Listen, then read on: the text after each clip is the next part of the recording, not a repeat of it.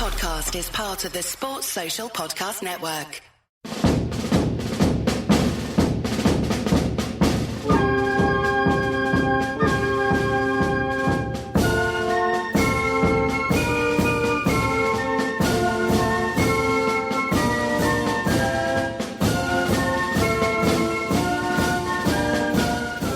Hello and welcome to Haway The Podcast. It's Martin here. You join us for another episode of On This Week, where we take a rambling look back through some of the significant and not so significant things that have happened on this week in the history of Sunderland Association Football Club.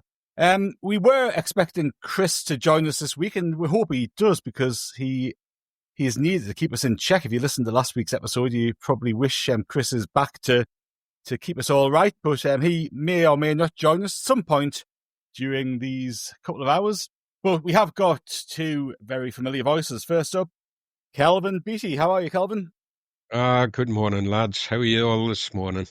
Yes, no, very, very good, thank you. And we're getting into the real action here. We're getting into some big name signings and some big games of Sunderland's early seasons, aren't we? Or early in the season rather. So, if you think that we went on during the close season months of June and July, we're going to be ramping it up, aren't we, with all sorts of good memories and good games. So looking forward to it. Well, hopes are high. We're ready to dive into the seasons. Exactly. And then we'll probably hit that mid-October sort of dip where all our hopes have been shattered. But we'll cross that bridge when we come to it. And also joining myself and Kelvin is Andrew Smithson. How are you, Andrew? Hello, morning Martin, morning everyone. Normally in October we usually sack a manager, so we'll have plenty to talk about when we get to that point in the year. One of us might get the sack in October to change things up and save the podcast from whatever it is. Give him time. That's right. So let's hope we're not crossing that bridge in real life come October, but stranger things have happened. Andrew, at the end of last week, you left us with a few hints as to something related to an event that took place between the 18th and the 24th of August.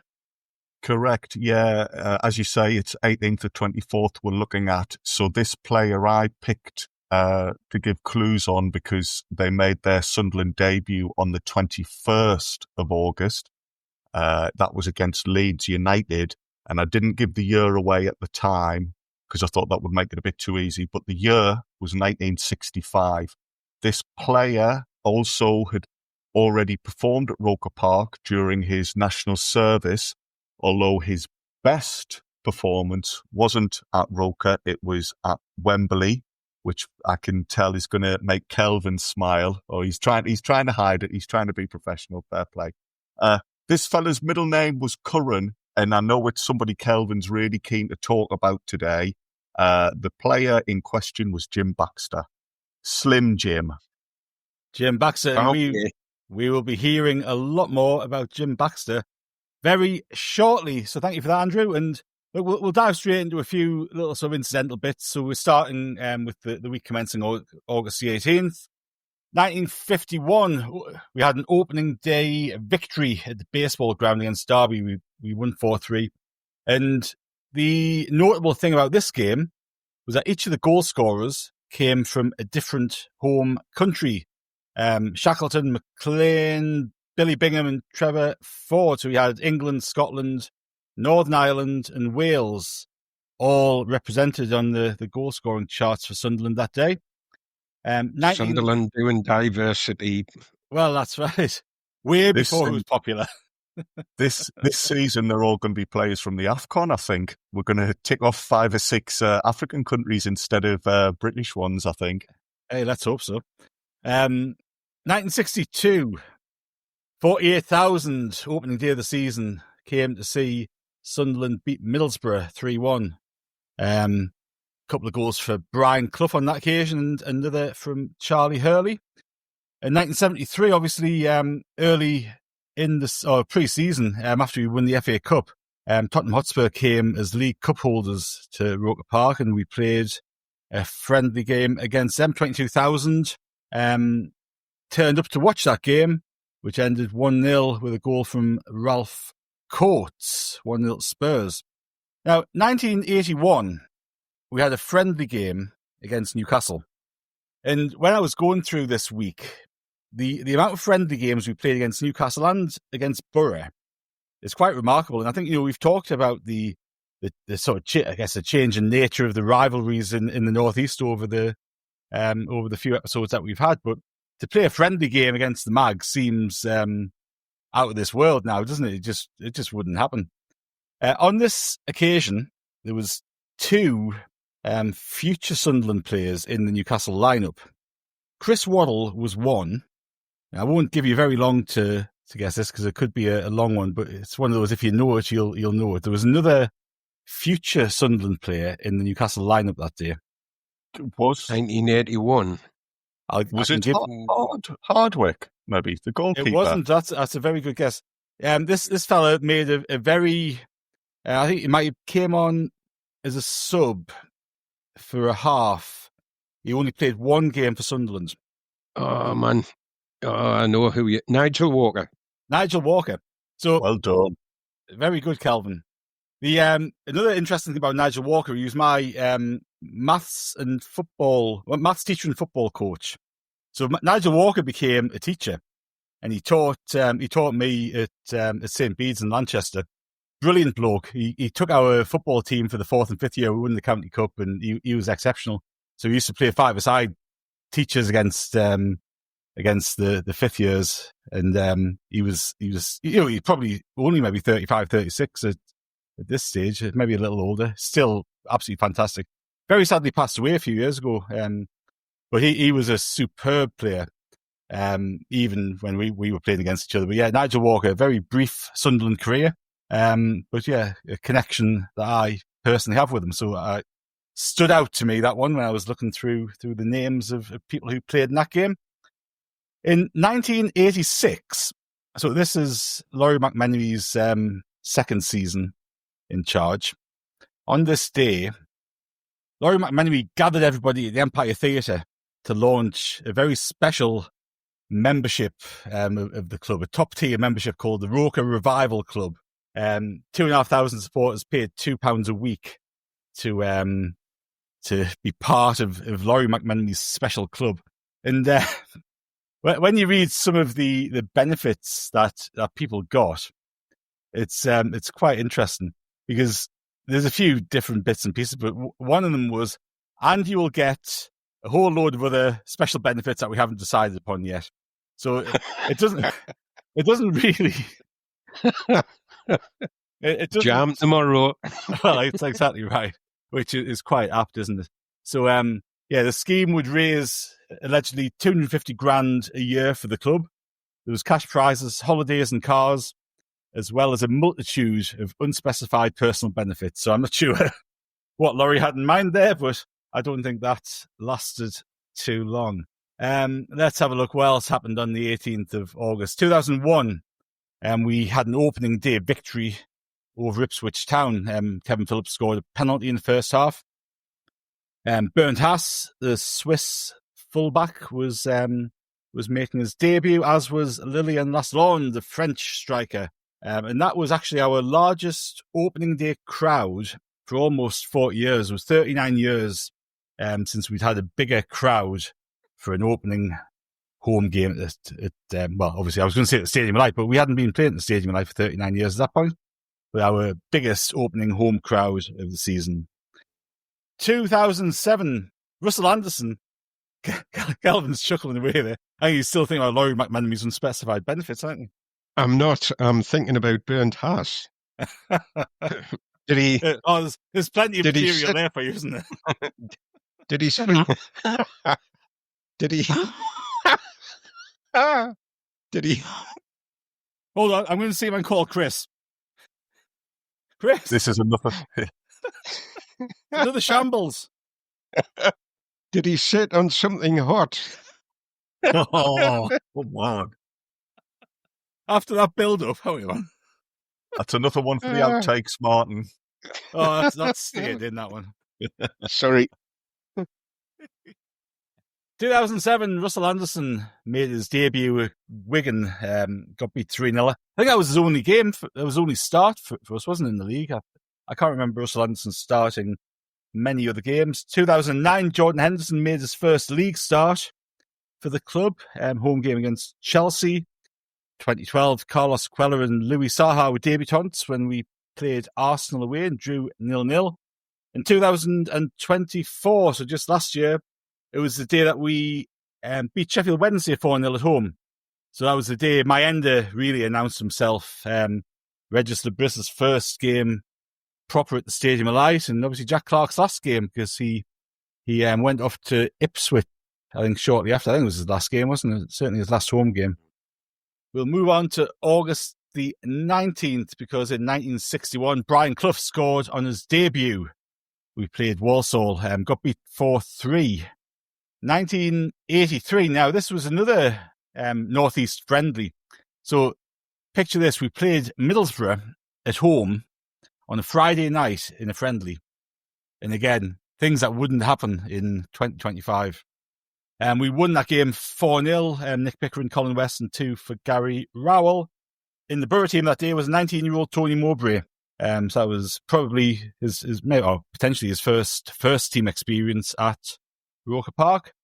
1989, that was Paul Hardiman's debut away at Swindon. Obviously, that season we went on to get promoted via the playoffs and via Swindon Town's financial irregularities. I think Warren Hawke scored, and that might have been Warren Hawke's only goal for the club. Yeah, right. First team level. I don't remember him scoring many others.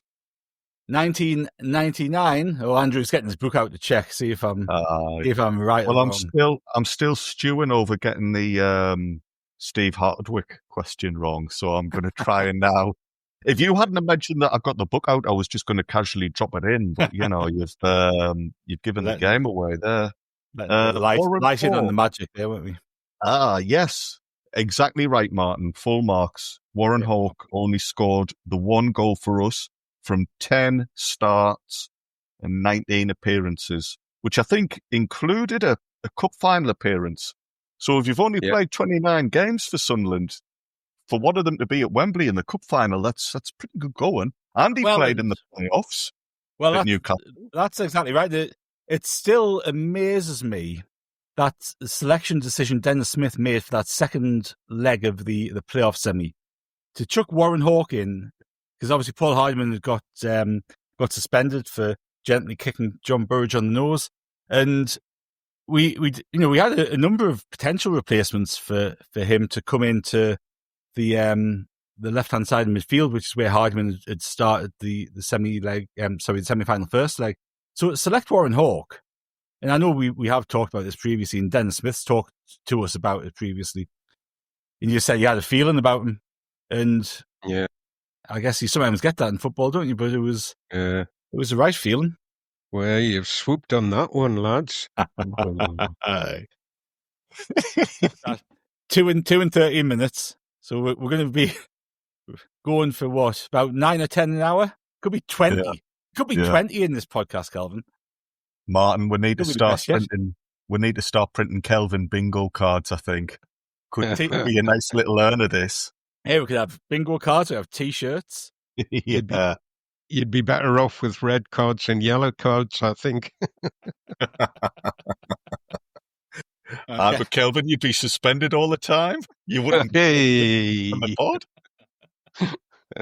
1999, Johnny Mapson, our 1937 FA Cup winning goalkeeper, he passed away age 82, and even I think he was from the Wirral originally, Johnny Mapson, but he settled in the Northeast, and he I remember him being one of the sort of older players walking around the pitch on the last day of Roker Park as well. He was part of the entourage of players that we brought back, which actually I found on YouTube the video of that of the Titans coverage of that day, and interviewing all of the players, and it's it's remarkable how old that looks now, which is it's a scary thing, because you can. I remember it like yesterday. I'm sure you two do as well. But it's it's obviously quite a while ago. He was on the pitch. Johnny Mopson was on the pitch in 1973, when I think it was the Reading game at home, I think, and he was one of the ex-players from the 37 team that was paraded that day. Yeah, He got a rousing reception. It was great hearing all the older fans who obviously knew who he was and appreciated who he was. I can remember that. Aye. He was obviously I didn't see him play, but the stuff I've read about him, he was a tremendous servant. I think he played for us long after the Second World War. So if you think that in 1937 he's playing in the cup final, and then nearly 20 years later, having gone through the war, he's still turning out for the first team. That's impressive. It's like that thing we were talking about last week with Kevin Poole, I think, isn't it? that's Where right. just the span generations and eras of players and team. Aye. You know what? It makes me, I was going to say feel old, but it's not necessarily the right word. But you think of 1937 and 73 as being so far apart, don't you, in terms of cup finals and eras and generations and all that sort of stuff. But there's only, 36 years in between the two? And if you think in a couple of years' time, we'll have been in the Stadium of Life for 30 years. Yeah. So we're kind of almost getting close to that sort of generational gap in between, changing grounds. And, if you go back 37 years from now, what would that be? Like, you're talking the 1990, the games that we talk about, the 1990 playoff semi-finals and final and stuff like that. We're not far off that sort of gap there, are we? So, it's scary stuff on one hand, but also I like when the generational things overlap, as we've talked about previously. Year 2000, we had an opening day fixture in the Premier League, or it might be in Premiership then, against Arsenal. Now Quinn scored the only goal of the game. Jurgen Macho came on as a second half sub-debutant for Tommy Sorensen, who'd got injured. It was the first game that the extended North Stand had been in full action. But that game will always be remembered for the performance of one Stanislav Varga. Now, let's talk about Stan Varga for a little bit. We did the top 10 defenders ever to play at the Stadium of Light podcast, maybe last month or the month before. And somebody, not on this podcast, but somebody in our team, was apoplectic that Stan Varga had made the list. Apoplectic, he'd made the short list of 10 that we would talk about. But some of us defended Stan's honour vigorously because of this game. Now, does our memory play tricks on us about how good he was this game, or was he as good as legend has built him up to be? Because the legend is he was astronomically good this day. Oh, God. So I was one of the people who was speaking up for him on that top 10 podcast. It was a fun. I didn't switch the car home to drive home. I thought, my God, we've got a world beater here. Charlie Hurley, welcome back.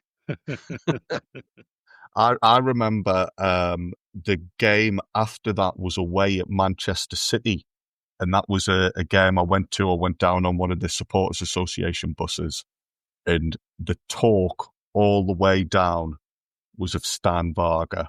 So this wasn't one of those things that over time has grown legs and picked up speed. When people look back with kind of rose-tinted spectacles, at the time, everybody was just utterly amazed. Like you said, Kelvin, on your drive home, you couldn't believe what you'd just seen. Mm-hmm. So it wasn't one of these things that kind of picks up infamousy over the years.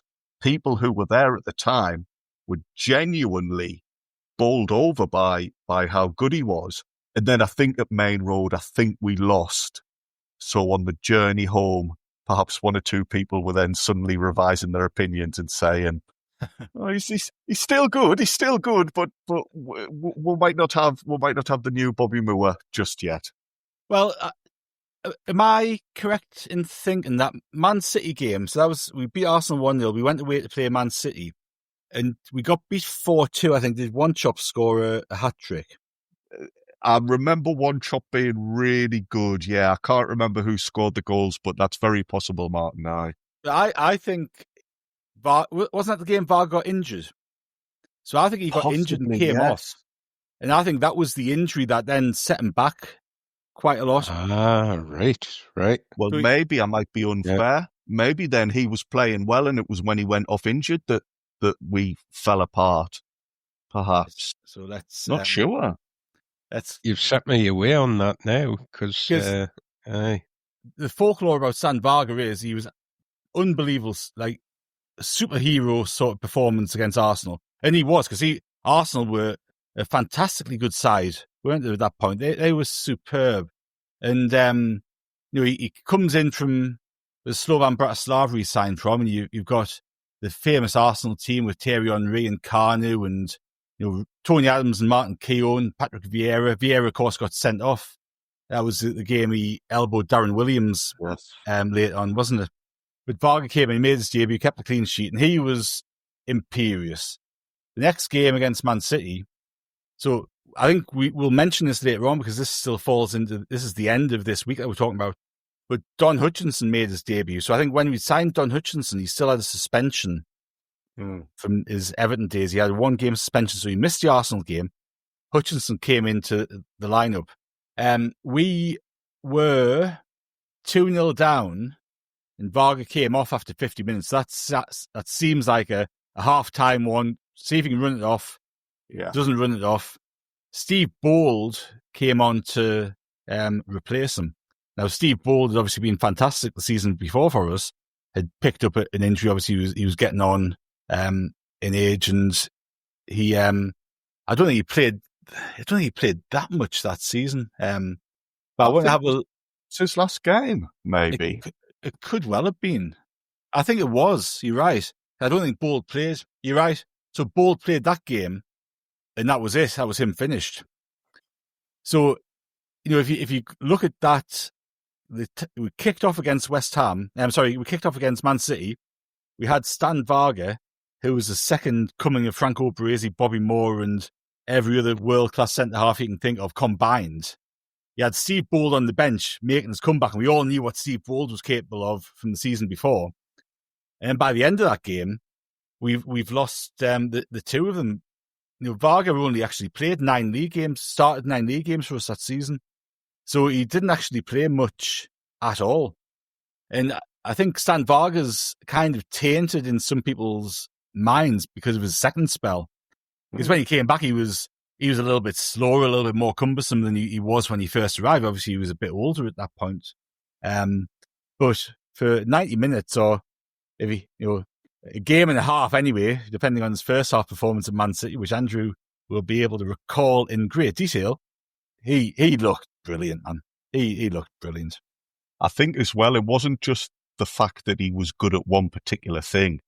It was, he could do everything. He was winning headers, winning tackles. He was coming out with the ball at his feet. Passing, long-range passing was superb. Yeah, you're dead right. It wasn't just like a case of, this lad's strong or whatever. He was good at every aspect of the game. Yeah. And as time proved, it was too good to be true, because I think it's a lot to expect any player to achieve that type of level on a consistent basis. We need to dig this game out now, don't we, and watch it back in full and see if we're actually remembering things correctly.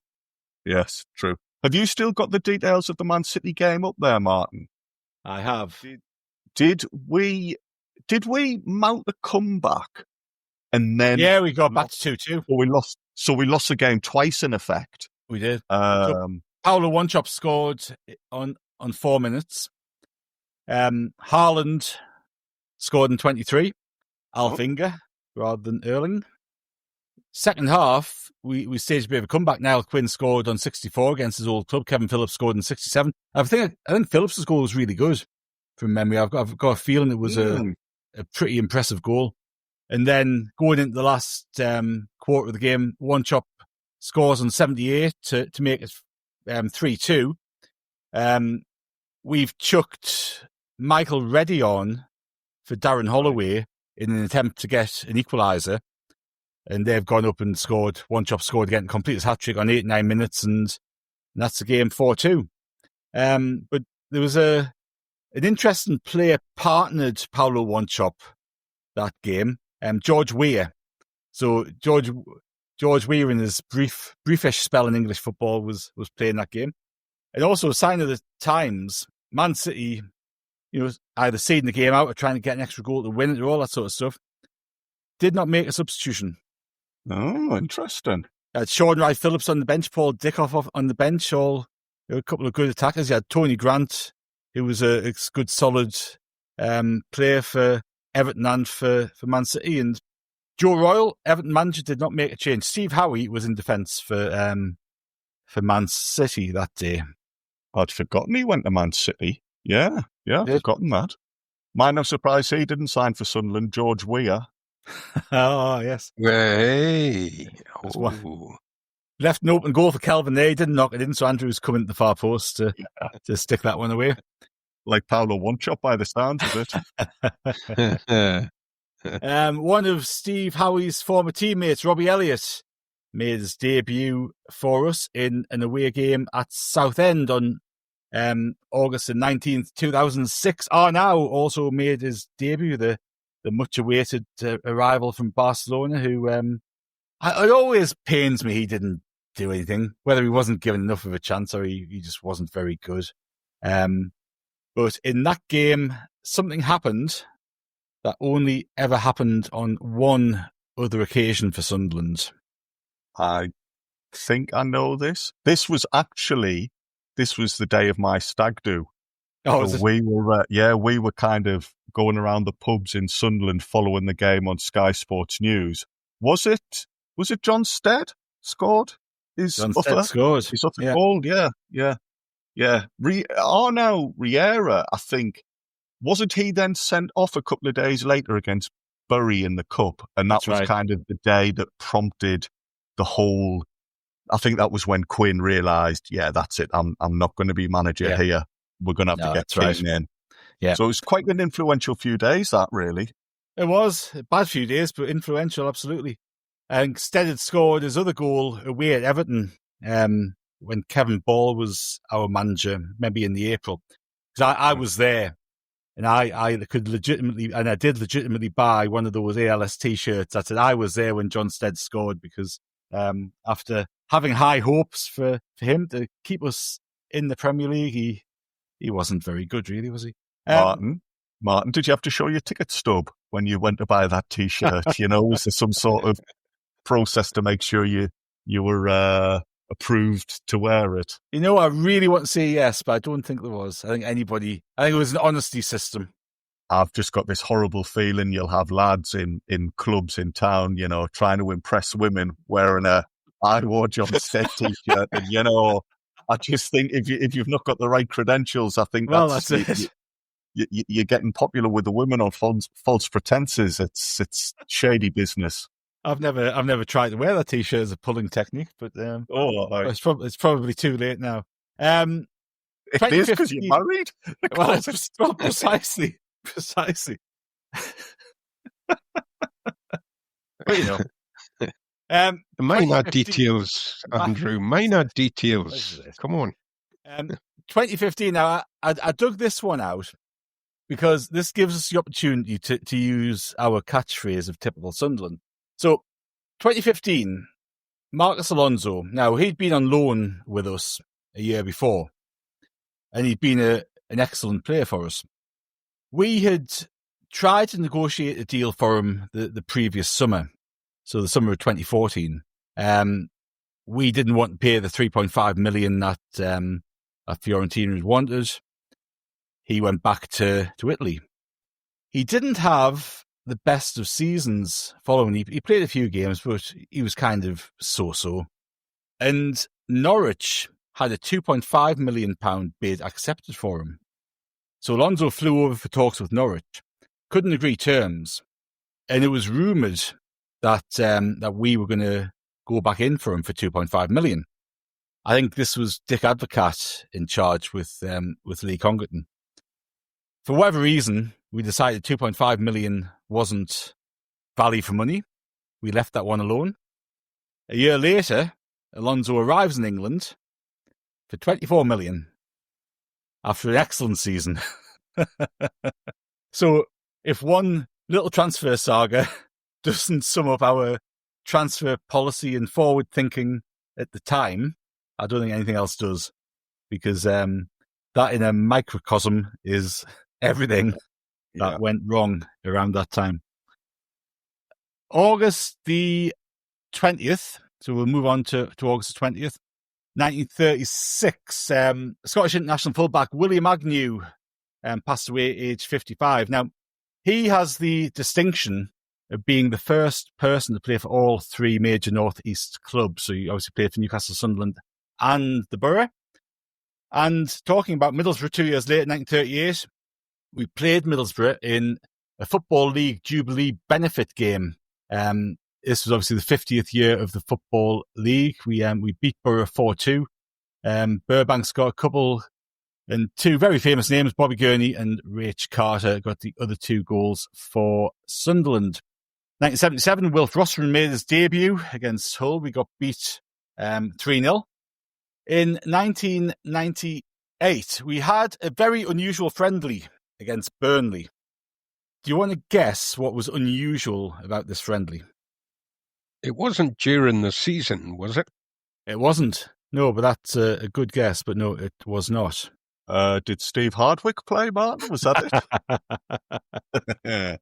No, it was a year too early. A year too late for Steve Hardwick, wasn't it? Oh, of course. Aye. But you've Steve Hardwick, somebody I do want to talk about, and the next few weeks will give us an opportunity to talk about Steve Hardwick, because it always puzzles me that he didn't want to. He turned down the move, the permanent move, didn't he? And it's always puzzled me that he didn't stay. But this friendly against Burnley was unusual because it was played in 3.5 hours. It wasn't played in 2 halves; it was played in 3.5 hours. And Tommy Lynch, Irish fullback who we'd signed from Limerick that summer, he'd played for the Republic of Ireland at the Olympics. I think that was a solo Olympics, wasn't it, in the 88? He played for Ireland in the Olympics. But he made his debut for Sunderland against Burnley, played pretty well by all accounts. But he obviously didn't do a great deal at Sunderland, and he left a year or so later. And there's a couple of interesting things with that, because he obviously went on to have a good career at Shrewsbury. I think he's very highly regarded at Shrewsbury. I think there's a mural of him in the ground at Shrewsbury, obviously their new ground. But Tommy Lynch, we paid 20,000 to Limerick for Tommy Lynch. We had to pay a significant sell-on clause for any transfer fee over 20,000. So officially, the transfer fee when he left Sunderland in 1990 to join Shrewsbury was 20,000, which apparently the people in Limerick were very adamant and disputed for a long time that wasn't actually correct. But I found an article that Tommy Lynch, or an interview that Tommy Lynch had given when he retired from Shrewsbury. And it's interesting because he said this, right? He goes, and look, he didn't do very well. He looked a bit slow on the turn and all this sort of stuff. But he said, I learned lessons from growing up in my time at Sunderland because I didn't give it my all. And I thought that'll never happen again. I didn't commit my time at Sunderland. I didn't commit to my time at Sunderland. So when he looked back, obviously, look, I think all of us have the same thing when we grow up and get old. And I think we can often overlook the fact that these people are young lads at the end of the day, aren't they? But in retrospect, he realised he actually didn't give it his all when he came to Sunderland, and I think that probably showed on the field. 1991, we won our first away game back in the second tier. We'd been relegated from the top flight. We'd drawn 1-1 at home against Derby on the first game of the season. We went away to Barnsley for our second game of the season. Gary Howers, Gordon Armstrong, and Colin Pascoe all scored. Now, in 1994, there's going to be a question coming here, so listen carefully. We drew 1-1 with Millwall at Roker Park. Don Goodman got the equalising goal for us, just after half-time, 53rd minute, past Casey Keller, who we'll cover Don Goodman, Casey Keller in depth at some point because that's fun. But a future Sunderland player got the Millwall goal. What was the year again, Martin? Sorry? 1994. Oh. I'm scared. I'm scared to answer in case I get it wrong. Alex Ray. Alex Ray. Well done. Yeah. I was going to say that as well. Well, it wasn't Steve Hardwick. He put the cross in. He put the cross in. If I remember rightly, yeah. So Millwall had two people at the back with future Sunderland connections. One, Mick McCarthy. Yeah, so Mick McCarthy was player manager for Millwall that day, so he was in charge at Millwall, but he played centre-half. And there was another future Sunderland defender lining up alongside him in the defence. Ooh. And he's somebody who we've mentioned pretty recently as well. Irish international. Could I make a wild card suggestion, Martin? Yeah. Say what you're going to say, though. Sorry, I've trampled over you there. No. Well, I was going to say he was an Irish international, and I was going to give you a very strong clue. Oh, well, I think I want to say Kenny Cunningham was at Millwall. That is spot on, yeah. So Kenny Cunningham was the other one who was in the starting lineup. Now, on the bench for Millwall that day was another person with Sunderland connections. Now, I think this was either the first or one of the first seasons where you could name three subs. So typically it was a goalkeeper joined the other two players on the bench. There was a former Sunderland player, unused sub, on the bench for Millwall. Ooh. Ooh, that's a tricky one. Now, I've given you a bit of a hint with the three subs. So it was a goal. We think it was a goalkeeper, do we? Well, Hercule Poirot would put those pieces together and deduced that could. I'm no Hercule Poirot though, so you've got to take it slower with me, Martin. I don't know who you think you're dealing with here. Yeah, okay, all right. But former. You said it was a former Sunderland goalkeeper. McManus? Michelle? McDonough.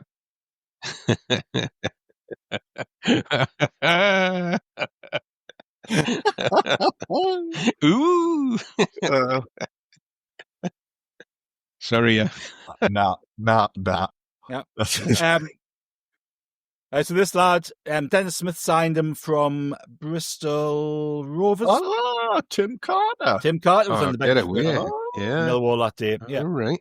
And obviously he came back and had a spell as goalkeeper coach. He was also goalkeeper when he was at Sunderland, and he might be at Sunderland under McCarthy as coach. Possibly, yeah. That would tie in. So, and that might be the connection that actually got him happening there. But Mark Poom was one of Sunderland's goalkeepers that Tim Carter coached, and Tim Carter, because of that, ended up being Estonia's national goalkeeping coach as well at that point. So, yeah, a few connections there. I think we just put another connection together there as well, which is always nice. In 2005, awful day, really, because Alan Stubbs made his debut for Sunderland. Game at Anfield, we got beat 1-0. Andy Welsh was sent off for a very debatable challenge on a Liverpool player. Alan Stubbs, he was the person that we thought would be the new Steve Bould, wasn't he? He was the experienced central defender coming in to steady things up, and unfortunately he was nothing like Steve Bould at all as it transpired. But we don't want to dwell too much on that one.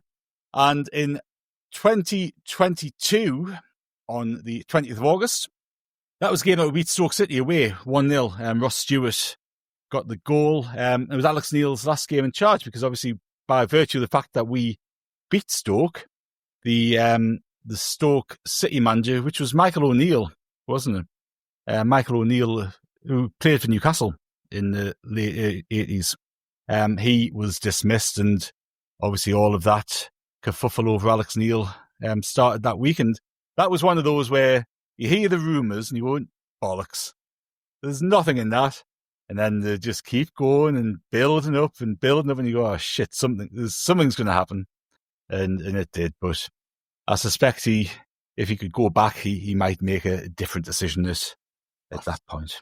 I think Stoke have rattled through managers ever since Neil went in. They seem to have had a few. Kelvin, you might remember this, or Martin, you might. Was Alex Neil the first Sunderland manager to actually be poached rather than sacked since Jimmy Adamson? Adamson went to Leeds, didn't he? He left Sunderland for a different job. I seem to think everybody thereafter either walked or were given given a shove. That is my understanding. Big Sam would be the only. Oh yes, yes, yeah, Big Sam. But even still, by a club. Yeah. Even still, just the amount of time between Adamson and Allardyce and then Alex Neil just shows you how many managers struggled at Sunderland. I know some of them had success, but nearly all managers, when their time ends, it's on a sour note for one reason or another. It is, but I think it happens for one of two reasons, doesn't it? So one, they're actually not good and they get booted, or they actually stay. So, and I know that's really obvious thing to say, but like Dennis Smith, Stoke City wanted Dennis Smith for all of his duration of his time at Sunderland. They tried to get him out of Sunderland on 2 or 3 occasions, and he was linked with other jobs. Peter Reid, I remember him turning down Blackburn. He turned down Everton in a spell in charge of us. And, again, in hindsight, he probably would go back and go, maybe I should have taken one of those jobs at the time rather than trying to build on what I'd already achieved at Sunderland. Peter Reid's stock was so high at one point. So, there's a few, there's not many like that, mind, but there's a handful like that who would fall in that category where they actually probably should have left for the good of their career, and could have gone on to greater things potentially. But yeah, Big Sam's probably. I can't think of anybody else after that. No, I mean Allardyce, you would probably, from his point of view, he did leave at the right time. Now I know England didn't work out for him, but once Allardyce went, it was very clear that the club had been circling the drain for a few seasons, and maybe that was another thing in Allardyce's thinking when he went to the England job. Perhaps he didn't think Sunderland had the players necessary to go again. Yeah. Well, I think it was the lack of investment he was going to be able to make in the team, wasn't it? Rather than because remember he was. Hadn't we agreed a deal for was Santon, the former Newcastle fullback who was at AC Milan? That rings a bell. I think he agreed a deal for him, and then that fell through at the last minute. Yes. Because then I think all the signings that we made that summer were actually after Moyes came in. Yeah, that does sound familiar. We were expected to buy him, and he was going to be a pretty big signing for us. He was. Yeah. And there was constantly those rumours of Allardyce and Short falling out over budgets and what he was and wasn't going to be able to do in the transfer market. So, I think for Allardyce it was and I know we've spoken before, Kelvin, you weren't keen on him as a player, but as a manager, he had made a good start. And he unlike some of our other managers, he could read the writing was on the wall and thought, listen, England are showing some interest. I can leave Sunderland with me reputation intact. And it was one of those where it worked for him for several reasons. I don't think, regardless of whatever else was going on in Sunderland, I don't think Allardyce is not going to take the England job. Like, regardless of how well things were on or off the field. But like that job that Allardyce did with us, and he took a little while to get us sorted, but that job was one of the best managerial jobs I've seen at Sunderland. The way he got us organised and solid, and he got the team so fluid. He made great signings in the January window. And Doy, of course, is the one that people always forget. But Kazri and Kirchhoff and Kone, he got Jan Kirchhoff playing beautiful football. Kone, again, talk about Stan Varga. Kone was brilliant for a few months, wasn't he? Wabi Kazri looked great. Yeah. And then that's the kind of thing. We're onto something here. We've got something. If we can just stay up, we'll really kick on next season. Of course, Harry Kane starts taking corners, and the whole thing's a different story, isn't it? But it could have been completely different. And Allardyce as well. It always seemed as if he was destined to be manager, wasn't it? Like there was so many times we could have appointed him, and we didn't. There were so many times we wanted him and couldn't get him. And he'd been a coach here under Peter Reid back in the last season at Roker Park and all that sort of stuff. And it was just such a shame that all of those things happened at that time and that summer. But Kelvin still loves him as a centre half, so that's the main thing. Also on August 20th was a game in 1980, a 4-0 away win at Manchester City. Newly promoted, Sunderland took on the team from Maine Road, Andrew. Yes, correct. I feel as if you could draw a slight parallel with the situation now to back in 1980, just that Sunderland had just been promoted under a relatively unknown manager. It was Ken Knighton who got us up that time in the 79-80 season, and it was his first season in charge. He was very young in terms of being a manager, and I think brought a lot of fresh new ideas to the club. And I feel as if you could, without pushing it too much, you could say there's a similarity now with Regis Labris. He got us promoted in his first season. He's still quite a young head coach, and he's obviously very forward thinking, has a lot of new ideas, and I hope we're going to see that continue in the Premier League. But yeah, 1980, start of the season, we had kicked things off with a comfortable win at home to Everton, and this trip to Maine Road, a bit like the one I mentioned earlier where Stan Varga played and One Chop got his hat-trick and what have you. This was a midweek game down in Manchester.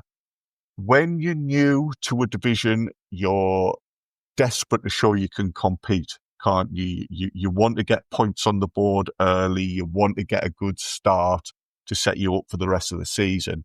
And these two games, Everton and then the one that was played on the 20th that we're focusing on, it was just the best start imaginable.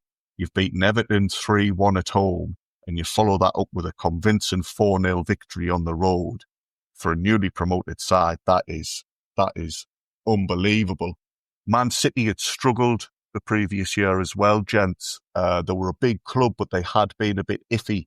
So again, if you're new to a division and you think you might be struggling and desperate for points, if you can beat a team who you think is going to be around you in the league, that's a massive confidence boost.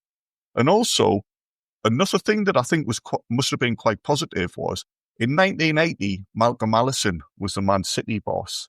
It was only 4 years previously that, as manager of Crystal Palace, he'd come to Roker Park in the FA Cup, knocked us out in the quarter-final stage. And I think, Kelvin, you might know the details better than me, but I think he wound up a fairly large part of the support, didn't he? He did. He was always full of himself. He was... the fedora was getting tipped at the crowd and stuff like that. The cigar was, and he was in the director's box for quite a long time by himself in that game, and he was bloody loving it. Yeah. That everybody could see him. He liked the limelight, Malcolm Allison. Hey, that's something. Sorry to jump in there. That's something you hardly ever see, is it, anymore? Managers watching the game from director's box. Now, Peter Reid used to always watch the first 20 or 30 minutes from the director's box and then come down after he kind of got an idea of what was going on in the game from up height. But you never see that now. No, that's fair. I can't think of the last time a Sunderland manager did that. That's weird, isn't it? Yeah. I wonder what it is. I always think you get a far better perspective of how the teams are actually shaping up against each other. Up from a height rather than down. But thing is, they'll have people to do that sort of stuff for them now, won't they? They'll have a piece of a phone call saying, or on the iPad, and all something. That's fair. There might be an analysis. We might have solved that Yeah. mystery. Yeah. Or there'll definitely be a couple of times when the managers thought, I'm a bit safer on the touchline. I'm not going to be able to hear the abuse from the people sat a couple of rows back. If I'm down at the front, I can pretend nobody's shouting obscenities at us. Of course, wasn't Malcolm Allison, if you joined in last week's episode up with this one, wasn't Malcolm Allison Charlie Fleming's manager at Bath? Was he? I've got a feeling he was. Oh. Right. I didn't know that. Yeah. That would be a lovely connection that I'll now pretend I knew about all along. Hence touching upon Malcolm Allison. It's possible, yeah. Yeah, it's possible. And again, we've mentioned typical... well, there you go. We've mentioned typical Sunderland. Martin, you're on fire today. That is impressive. But not only is it typical Sunderland, another thing we often say in these podcasts, what is it? There's only like 2 or 3 degrees of separation and you can get your way back to Sunderland. Yeah, there's just so many interweaving threads that all roads lead back to Roker Park and the Stadium of Light. Although I've gone and done myself there because I'm talking about the game somewhere else. But there you go. Maine Road, first away game of the season. Although I'm sure the squad set off from the team bus from Roker Park. So there you go.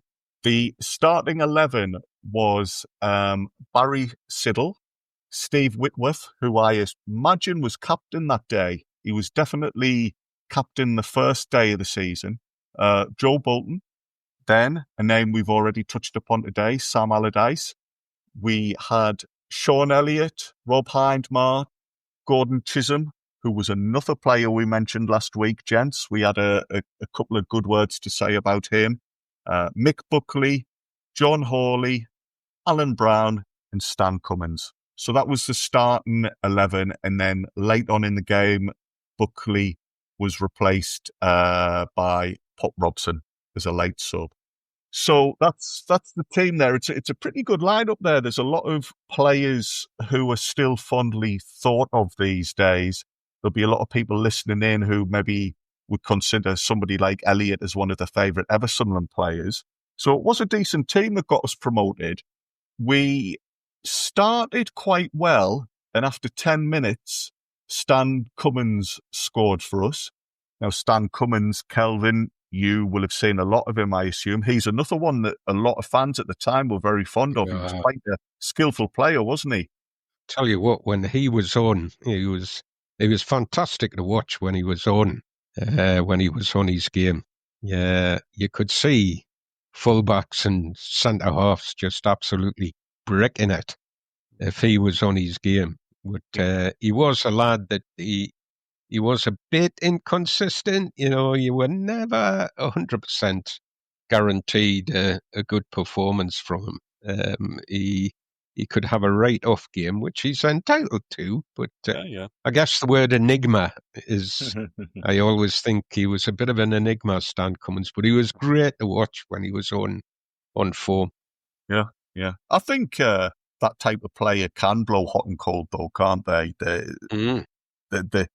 Again, a bit like we joked about Varga. If you're a creative player, it's impossible to hit those standards every single week because just by nature of what you're trying to do, it won't come off all the time. But yeah, Cummins was a popular figure. Martin, you might need to give me a geography lesson here. Cummins was from Sedgefield, I believe, in County Durham. So is that fairly close to where you grew up, or is Sedgefield a bit of a distance? Sedgefield isn't too close to where I grew up. It's a little bit further down the A1. Right. Yeah. Is it like a Sunderland heartland, or is it not really populated with Sunderland fans, would you say? It probably would have been quite strongly Sunderland in the day because it's not close enough to Borough really to start being infiltrated by Borough. It's kind of kind of in the vicinity of Bishop Auckland, Spennymoor, Okay. and Hartlepool on the other side of it, that sort of area. I think with you now mentioning Bishop and what have you, I've got a better idea of exactly where it is. I don't know if Cummins had grown up a Sunderland fan or what. I think he did. I seem to think he did, but yeah, he opened the scoring for us, and then for a lot of the first half, we were 1-0 up, and we had to deal with a bit of an onslaught. That's often the case when you're away from home. The hosts are going to be desperate to get back into the game. Dennis Stewart played for them. He was very good, and obviously there's another Sunderland link there, another really popular player to have worn red and white for us. We managed to get to half-time, still 1-0 up, and after the break, we've really picked it up a level. We've just demolished them in the second half. Elliott was fouled in the box, and John Hawley puts a penalty away from the spot.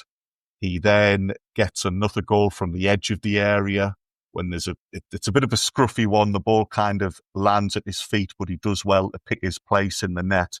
And then his third was a really clever finish. He's one possession out wide. He's cut inside, and Joe Corrigan's in goal for Man City, who was a good goalkeeper. I think Hawley's given the eyes a bit. Maybe Corrigan's expecting the shot to go across him, but then Hawley hits it on his inside and into his near post. So yeah, 4-0. Could have very easily been 5 or 6. Cummins, who we've been speaking about there, he misses a pretty easy chance, having made a good run into the box. So it wasn't a fluky win where we had our backs to the walls. We've really dominated against Man City. Gordon Chisholm's played well. He was brought into the side for Kevin Arnott, who'd been injured. Chisholm was the one who won possession to set up our first goal. He's done really well. The rest of the team have done really well. They've produced this really good performance. The club's on an absolute high. And in John Hawley, another one, Kelvin, I'm interested to know your opinions on, because he scored from the penalty spot against Everton. A couple of days later, he's done it again with pretty much the same penalty. Yeah. Mm-hmm. And he scored 2 goals after that. Was that just a bit of a flash in the pan, or was he top flight quality, would you say? So I'm sitting listening to you, and I was actually that was a midweek game, wasn't it? I was at that game. We shot down in a transit van. We loaded up a transit van with some lads and shot down for that game. And I'll tell you, we shot down after work, got to the game, and shot away again right after the game. And I was into work at 7 o'clock the next morning. Nice. So and I drove the transit van that day. That's what I remember about it, because I needed to get back for work. But no, your point about Hawley's interesting, because having said about Cummins that he could be like that, John Hawley, he used to have these days, man, where you'd think, wow, that lad's a world beater, and he could be awkward to handle. You could see some pretty good centre halves almost getting perturbed and roughed up by him, But he was quite I always felt, and whether it was just me, I don't know. I think there would be other people who were watching him at the time. Always felt like he could have done with losing £5, He just had carried a bit of weight, and he wasn't the quickest. I thought he would, and he had this kind of lackadaisical look about him sometimes when he was playing. You just felt, I don't know whether that's your look or whether you're just not trying, or he was the kind of lad. There was always a bit of debate about him, but he definitely had skills. And when he was, I'm going to say to you, when he was up for the game, he could be a right handful. I noticed that when he was playing against us, I thought, wow, that lad's a bit of a handful, and I don't know whether he liked a big crowd, or he certainly it didn't seem to faze him at all. But he always looked knackered. Come the end of the game, some boys walk off and you're thinking, that boy's as fit as a loppy dog, and then there's other lads you're looking at and you're thinking, I'm fitter than you, bunny lad, especially the age I was at the time, and I'm like looking at him thinking, for Christ's sake, man, get some bloody work done on the training pit. The hair, absolutely, he had quite long hair, and it was always soaking. But I'm sure it was like that after 10 minutes, probably doing him a disservice there. But he could be a handful, for sure. I think he did go through a right barren spell. I'm trying to think. I've lost me. I'm mixing my teams and eras, managers up here. But he did go through quite a barren spell, I think, and the crowd used to get on at him a bit, But on his day, and certainly that day, just one of them days for him where everything he touched worked for him, and Cummins as well. That was a hell of a chance Cummins missed at the end. It was coming into the end of the game. I can remember I was gutted. It would have done canny that 5. That would have made it. They didn't score, did they? Was it 5-0? No, it was 4-0. 4-0, yeah. 4-0. Yeah. 5-0 would have been nice. Just you got to be greedy, at the start of the season. That would have looked good. I tell you, there was a load of Sunderland fans there that night for a midweek game, right at the start of the season. I bet you there was about 3,000 Sunderland fans down there that day. It was convoy behind your transit, Kelvin, pulling you down the motorway. So with John Hawley, just to kind of fill in maybe some gaps, Kelvin, in terms of barren spells and stuff like that, because we signed him the previous season, and he made his debut in a League Cup game against Man City. Yeah. So we beat Man City 1-0 at Roker Park in a third round replay, and John Hawley made his debut then. That was on Wednesday night. On the Saturday, he made his league debut for us against Charlton Athletic at home and scored a hat-trick.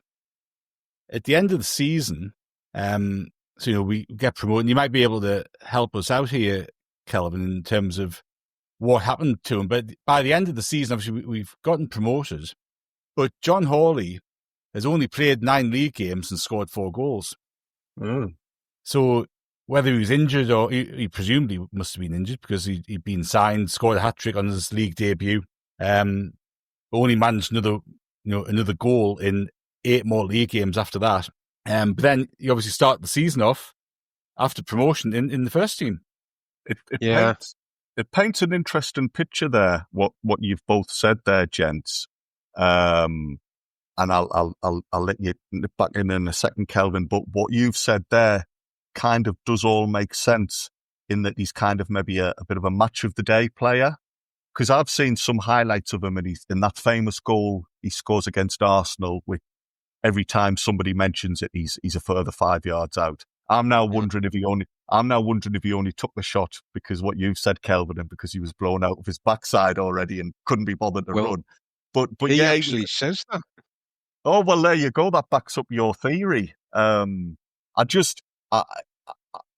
seems to me that he's one of these players where if you only see him on footage every now and again, you think, oh, wow, he's a good player. But it's once you watch him week in, week out, Kelvin, that you then start to realise what you're saying. Is that fair? Possibly. I don't know whether there was some kind of, in the back of my head, I've got some kind of thing about a bit of a fallout in that promotion season. I cannot think that he was injured, Martin. I don't think he was in that promotion season. But I could be wrong. If somebody knows the answer to that, let me know. I do remember the people like Pop Robson and Brown, Alan Brown, where he went from being super sub to actually holding a place down that season is one of my memories. He had quite a good season that season, I think. So maybe see he just couldn't find his way back into the forward line after he went out of the team. I've got something about some kind of fallout in the back of my head. And he, as I say, he always did look a bit podgy, shall I say? He did look like he could have lost a couple of pound for sure. Interesting. Yeah, it's an interesting one. Yeah. Thanks, gents. He's a player I know a bit about, but as I say, it's only the bits of footage I've seen, really. So I think these are both kind of put a bit of meat on the bones. Just one last point on this game, and funnily enough, talking about footage, both the Everton game and the Man City game, there are highlights available online on YouTube of those two matches, particularly for Kelvin, who remembers the trip well and the having a bit crack on the bus down, driving his mates down to the game and get back to work. That might be one, Kelvin, you want to dig out and just watch the goals back and just have a nice. I always like looking for myself in the crowd, when we score and the cameras go on the crowd, and I think, there I am. Well, I don't know what camera they used at Man City, but the footage, the film quality, it's more like it's a cinema film than a TV camera. I can't quite explain it. So you'll be doing well to pick yourself out, because you can only really make out the pitch, which is a bit of a shame, because if you've said there was thousands of fountains down there, Kelvin, Sunderland go 4-0 up, the scenes on the terraces must have been absolutely brilliant. People must have been going wild, but you can't really pick that out. But certainly for yourself, Kelvin, anybody else who was there, or just people like my age or Martin's age, I might do that one. Yeah, Andrew, I might do that. It's nice. Two good games, really important wins, and nice to be able to look back on the highlights and, like I say, for somebody meeting Martin's age, just learn a bit about that team. And yeah, a very, very good start of the season, safe to say. We were top of the league. Yes. We were singing that. Sunderland, top of the league was what we were waving at the City fans as they were going out. Perfect. Magnanimous in victory, It's one of them, isn't it? You always say, oh, you don't need to worry about the table for the first 10 weeks or whatever. But you only say that when you're bottom. When you're top of the league. That's right. When you're top of the league, it doesn't matter. It doesn't matter if you were the early kickoff. Always number one. The only team that's played a game. But yeah, top of the league, a week into the new season, you can't ask for a better start than that, I don't think. No, it's right. Yeah. An interesting little aside to John Hawley. He obviously left Sunderland, joined Arsenal, played a little bit for them. He joined Bradford in 1983, and I think he helped Bradford to promotion, but he was actually playing on the day of the Bradford Stadium fire. Right. And he apparently saved the life of a supporter, dragging them out of the stand to safety. So that's just a little footnote to John Hawley. Yeah. Oh, that's this thing. amazing thing. I think he was an antique dealer, John Hawley, wasn't he? Yes. Is that right? I think that's right. Was it his family? His family was involved in antiques auctioneering or something, and he got involved in that. I mean, that might have been one of the reasons why he wasn't as you're saying he could have done with losing a few grand, Kelvin. I believe he was already from a wealthy family when he was playing football, and certainly by the time he retired, he went into the business. I think his wife is actually a well-known TV expert. Could that be right? Her name doesn't. I can't now bring her name to mind, but But obviously, yeah. he's grown up with a family involved in antiques. He's married somebody who's an antiques expert. So he's one of these people who hasn't just focused purely on football. But I believe he was from Yorkshire originally, Martin, and I didn't know that about the Bradford City incident. But that's, I mean, that's a hell of a lot more important than scoring a couple of goals. Much as we like to talk about them, that's right. That's an amazing levels story. of importance, isn't it? Yeah. But if you're going to again bring it back round, also in the Bradford team that day was Don Goodman, so he must have been playing in front with John Hawley, I'd presume. Yeah. There's Sunderland connections there too. You wouldn't want to play against Gordon Chisholm and Sean Elliott in midfield every week, because that's where they played that night, them two. Yeah. Well, they were two spicy boys, them two. Well, They'd Chisholm, run through... Sorry, Kelvin. Yeah, I was just going to agree. Chisholm apparently had a really good game, and Elliott won one of the penalties. Elliott was involved throughout. So, yeah, that's a pretty handy little partnership there.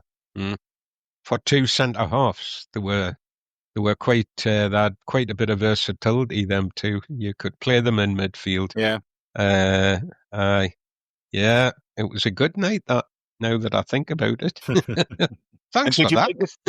Did you make it to work on time the next morning? Oh, did I make it to work? I never missed, mate. That's up front, just as impressive. Standing on the doorstep, waiting on the doors to be opened, man. Good lad. I was a student nurse at the time.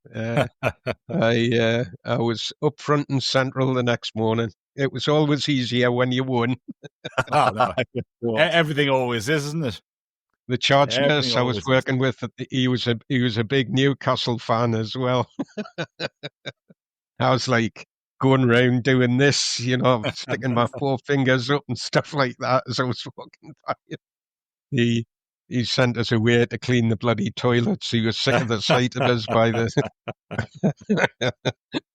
the... Right, we will move on to August the 21st. 1996. This was the day that Sunderland recorded our first victory in the Premiership. We talked last week about the season opening game, that campaign against Leicester City, and Blur and Oasis battling it out. Well, Sunderland came out on top of the battle at the City Ground. Niall Quinn got 2 goals. Mickey Gray, they were Quinny's first 2 goals for the club on his first start. Michael Gray got another goal, and Richard Ord sealed the 4-1 win at Forest. 1999, it was Thomas Helmer's debut, full debut anyway. I think he'd come on sub against Arsenal in the game prior to that, but Thomas Helmer's full debut against Leeds at Elland Road. And Mickey Bridges was in the Leeds starting lineup that day. And Sunderland obviously targeted Bridges a little bit. They were a bit concerned about Bridges because Paul Butler, who had got himself a bit of a reputation as a bruising centre-half for us, he went through the back of Bridges after a minute and got booked. Alex Ray got sent off just before half-time. I think we lost 2-1, but I think that was Thomas Helmer's only start for the club, wasn't it? And between Peter Reid and Bobby Saxton, whoever else decided he wasn't quite good enough, we ended up loaning him out later on that season. And I remember him turning up in the Champions League quarterfinals for Hertha Berlin. He played a game at Stamford Bridge, I seem to remember, against Chelsea that season. So he probably could have done the job, I think. And I think I listened to something or read something Peter Reid had said in retrospect. Maybe Helmer could have done the job from in midfield that season rather than at the back. I think he was a bit concerned. He'd lost some pace. He would get caught out pace-wise against some of the fastest strikers in the Premier League. He reckons in hindsight he might have been able to do a job in midfield, which he potentially could have done. In 2002, Matt Piper joined Sunderland from Leicester for $3.5 million. And he was somebody who'd kind of come onto the scene the season before with Leicester and made a bit of caused a bit of a stir. He'd done well and played pretty well for Leicester. But Leicester needed some cash in, so they'd sold him and came to Sunderland. He looked pretty bright to start with, but he obviously was riddled with injuries over the course of time and suffered pretty badly from that. 2011, we got beat against the Mags in a 1-0 home game with we won't talk about too much. Craig Gardner and Conor Wickham made the debuts in that game. And in 2016, Joel Asoro, Stephen Pienaar and Papi Gilabodji made the debuts for us against Middlesbrough. And of course, that was that game where I actually thought we played all right and we were a little bit unlucky. I think they'd scored 2 stunning goals. Was Giovanni or something that scored for at least one for them? And you kind of go, well, look, it's not a great start of the season, but we've got beat off Man City away. We've lost this tight game 2-1. It could have gone either way, in truth. And David Moyes comes out and tells us we're going to be relegated. So that's great motivation. 22nd of August, 1947, Dick Malone, who, of course, we've spoken about a little bit and was the player who played right back in the 73 Cup final. He was born in 1947. 1964 was the debut of Derek Foster, played in goal for us, a 3-3 draw against Leicester City. And he was very young, wasn't he? 15 years, 185 days old. I know we've had Chris Rigg come on and play sort of a similar sort of age, but to start the opening game of the season, home game in goal at that age, is something else altogether, really, isn't it? When you think about attack, I kind of think of can any of you think of a goalkeeper that's made his debut that young? Not that young. Yeah. His goalkeepers are slightly different, aren't they? You can chuck the odd wonder kid in, Chris Rigg, we've seen, as I mentioned, Wayne Rooney's had that, and a few other people you can kind of think of who've maybe played at 16, if not 15. But goalkeeper, you don't get goalkeepers that young, do you? It's a massive ask. Just physicality wise, there's a cross into the box and there's a load of big lads going up for it. That's brilliant for him. Am I right in thinking as well at the opposite end it was Gordon Banks playing for Leicester? Does that sound right? So I mean, that just the difference in experience between the two keepers is massive there. I think though, if it wasn't for Montgomery, Foster probably would have played a few more games for Sunderland. I think he was a capable keeper. And was just unfortunate that Montgomery was around at the time. Clearly, if you're playing at that age, even if it's just because of injuries, you're a very special talent. Because he stayed with us for quite a long time. Yeah, yes, yeah. 72, he left the club, so he was around for a bit. But Gordon Banks was in goal for Leicester there. I think we went 1-0 up, George Mulhall early on, and Leicester got a couple of goals back. We went 3-2 ahead with 10 minutes left, and Leicester scored just a minute later on 81 to equalise. But an eventful game. We didn't even have a manager then, did we, Martin? Hadn't Brown gone, and it was the directors? The directors were picking the team, that's right, yeah. I mean, flipping heck, talk about dropping a young lad in at the deep end then. He's not even got a manager there to kind of put an arm around his shoulder and give him a few last-minute bits of advice.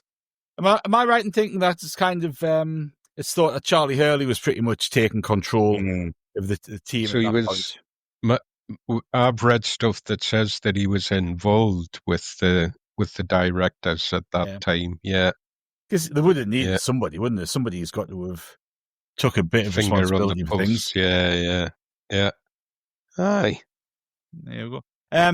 Let's have a look, see what else happened on the 22nd of August. So, again, come back to these friendlies against North East clubs and talking about a couple of players who we've already mentioned. In 1981, we played a friendly against Newcastle. We beat them 2-1. John Hawley and Sam Allardyce scored the goals. Well, hey. Now, there was a fellow who came on as sub for Newcastle who would later go down in Sunderland folklore to an extent for an incident that happened while he was playing for the opposition in 1990 at Roker Park. And if I mention John Kay and agricultural equipment, you might get the name of the player.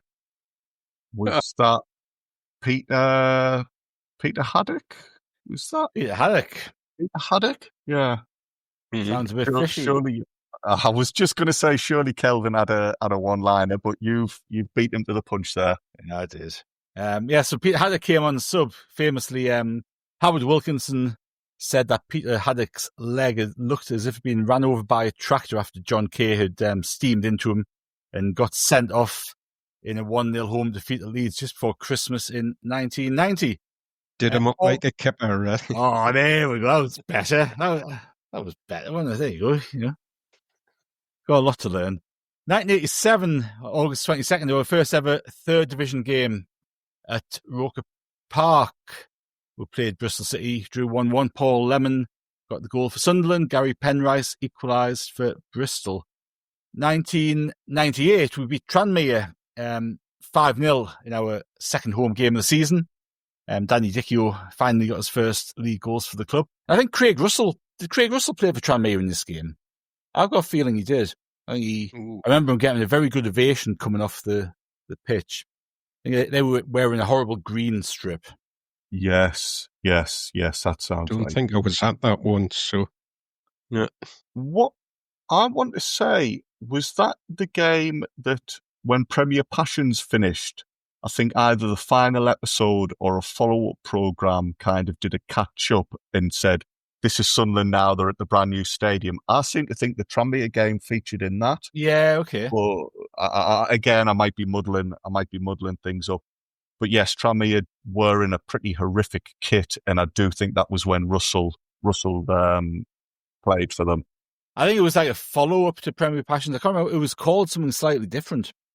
Right, so it's a spin-off so type kind of like a spin-off catch-up sort of programme, I think. Let's have a look. Tranmere. Yeah, Craig Russell started for Tranmere up front. He got taken off after 77 minutes. We were 3-0 up at that point. Kevin Phillips, 2 for Dan Dichio, John Mullen and Paul Butler got the goals for us. Steve Simonson, who was a Sunderland, or is a Sunderland spot, he was in goal for Tranmere on that day.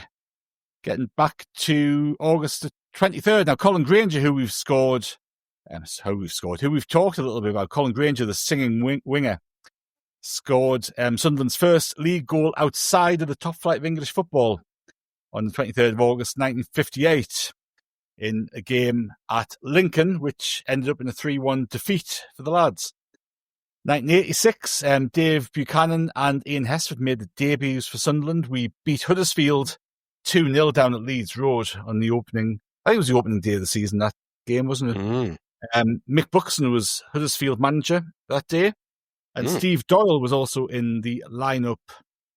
August 23rd, 2000 was a game that we've talked a bit about already, where Man City, we played Man City at stadium. We played Man City at Maine Road. Don Hutchinson's debut, Stan Varga, Steve Bould's last game for Sunderland, lost 4-2. 2003, just 3 years later, it was that game against Preston where we avoided beating Darwin's record for consecutive defeats, thanks to goals from Sean Thornton and Marcus Stewart. That game also saw Colin Healy make his debut for the club, and that's another, what could have been with Colin Healy, because he was an excellent player. He was looked at as, he was thought to be Roy Keane's kind of successor for Ireland, wasn't he? We managed to get him to Celtic. It looked like a coup. People thought it was a big signing for us. And unfortunately, a day down at Coventry kind of did for him, really, didn't it? 2005, one of the worst loan players we have ever had the misfortune to have, Anthony Latalik, made his debut for Sunderland against Manchester City, and he could have got a few goals, but he didn't. I think he did score, didn't he? I think he scored one. That was one of his few positive things he managed to do when he could be bothered. Got beat 2-1 against Man City. And 2008 was that game, Roy Keane, Spurs, where Djibril Cissé came on and headed the ball in for a winner at White Hart Lane. Absolutely brilliant game, that. And that seemed to be a It obviously wasn't really, but it kind of seemed that we were really onto something there. We managed to attract Cisse, comes on, he looks impressive, gets the goal, he beats Spurs 2-1 away from home, and Kieran Richardson scored the other goal, and you think, we're on the next level here, we're on the next step, we're really going to go for it, but it didn't quite transpire like that, unfortunately, for the rest of that season. We're going to August the 24th, which is the last day of this week that we are talking about today. 1955, we beat Aston Villa 5-1, the first home game of that season, which starts a run of 9 wins in 11 games. That took us to the top of the table. Just 2 years later, Len Shackleton played his last game for the club against Arsenal. He came off injured and unfortunately retired shortly after. In 1991, we got beat away at Millwall 4-1, but there was a centre-half from non-league football made the debut that day. Can you remember who that was? I have an idea. You want to go, Kelvin? Or what year was that? 1991. Oh, Ian Sampson. Ian Sampson. Excellent. I had Yes. his finger hovering over the buzzer there. I was gonna steal. Oh. I think it's time from Gould. All right, Delilah. Okay, Delilah, calm down. Oh, Well, just wait till I tell you what Ian Sampson's doing now. Oh. No, he's a mascot at the football club. No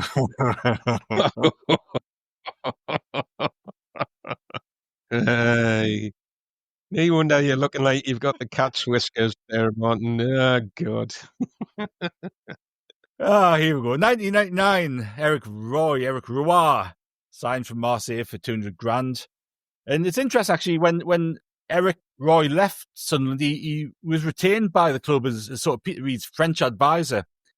And I think he recommended Lilian Lasland to us, which probably saw that appointment come to a very prompt end. 2004, we beat Chester City 3-0 in the first round of a League Cup tie at the Stadium of Light. 2009, now, we've been talking about Paraguayan centre-halves in recent days, and another one, Paulo da Silva, made his debut for us against Norwich in that 4-1 game, which I remember best for Andy Reid. Andy Reid turned up, and, you talk about John Hawley looking a little bit overweight. Andy Reid could very easily look a little bit overweight, but he came back that summer looking a different person, never mind different player. He came back, he looked sharp, he looked as if he'd lost a stone.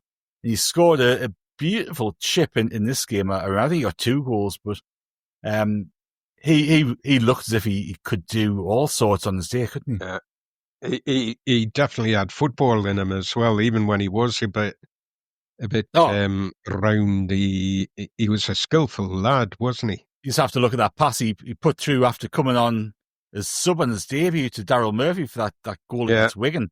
Like, to have the vision to even pick that out was outstanding.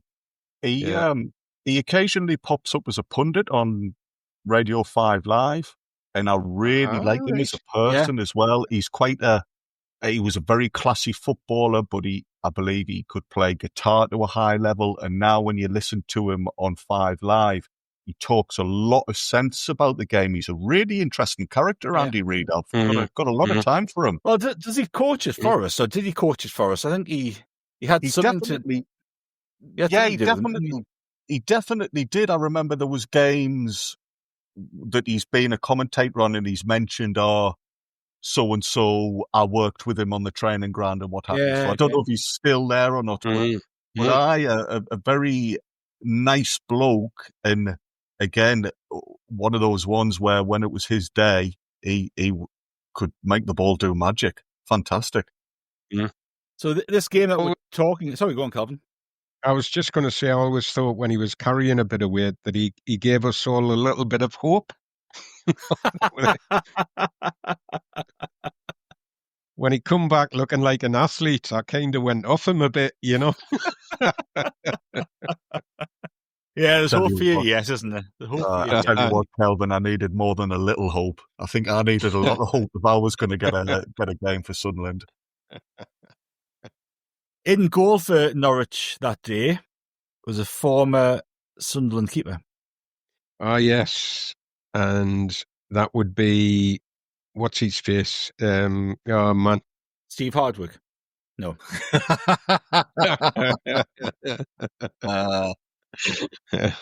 Did Darren Ward go to Norwich?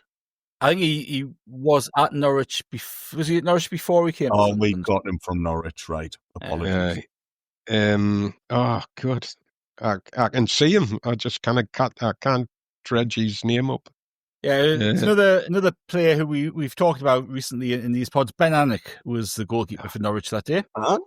Conceded for, which in that game's also remembered for that famous photograph of the very, very sad Mag, full kit wanker Mag, sat in the Norwich end. Which yeah. Give him his dues, though, Martin. That fella is a trailblazer, because I think he was probably the first, and then since then, I honestly think there's been hundreds over the years trying to emulate him. So he was ahead of his time. That fella. He was, and to give him his due, he almost stayed till the end. He could have easily walked out, couldn't he? But no, he saw it through. He's committed. Was he with his kid? Yeah, I think his kid must be an adult now. Poor lad, traumatized by that one. That's me dad. We cannot remember who the goalkeeper was, but we've got that lad with a strip on all taped up. Right. Exactly. August 24th, 2012, we signed Stephen Fletcher for 14 million quid from Wolves. And on August 24th, 2019, Chris Maguire got a hat-trick for Sunderland against AFC Wimbledon in a game at the Stadium of Light. But we're going to go back now to 1965 and August 21st, which saw the debut of a Scottish international Kelvin in a game at Elland Road. Oh, yeah. A Scottish international would signed. He was a world class player. This lad, he was the equivalent to signing Messi, Ronaldo, Maradona.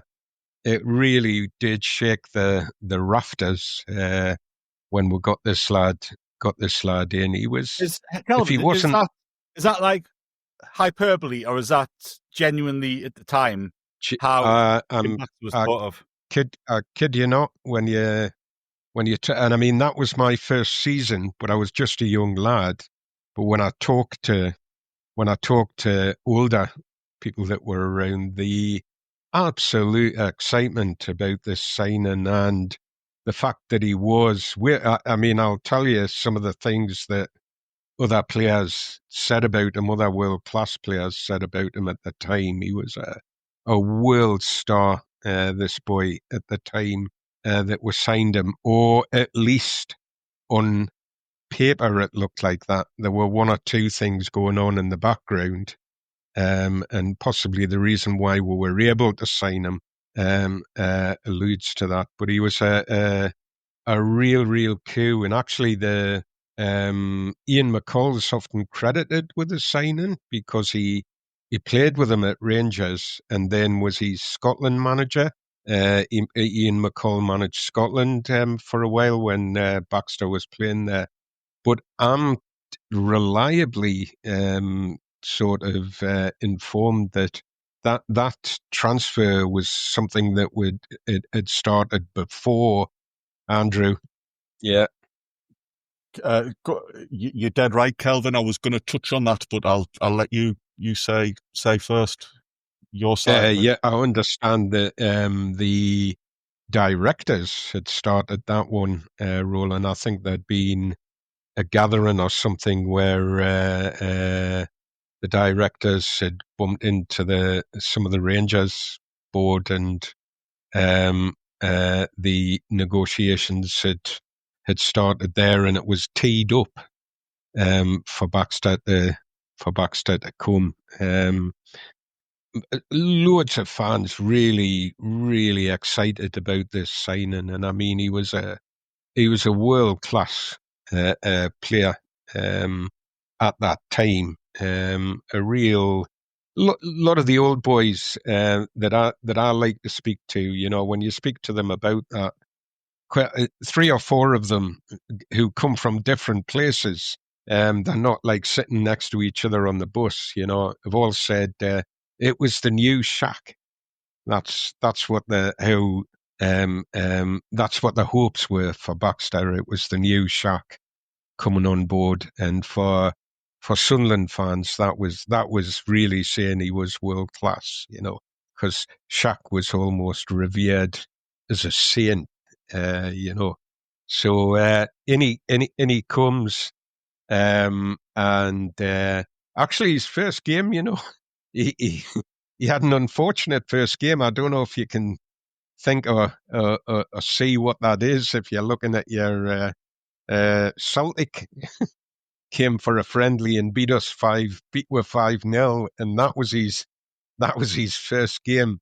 And do you know it was only the third time that he'd ever played in against Celtic for Rangers, and then obviously that first game for Sunderland that he'd been beat by Celtic. Yeah. He had a real Indian sign on them when he was at Rangers, but 5-0, and there's a little something that happens in that friendly. Ian McCall plays him at inside left, and Baxter is absolutely adamant he doesn't want to play there, and this is something that happens to him throughout his career.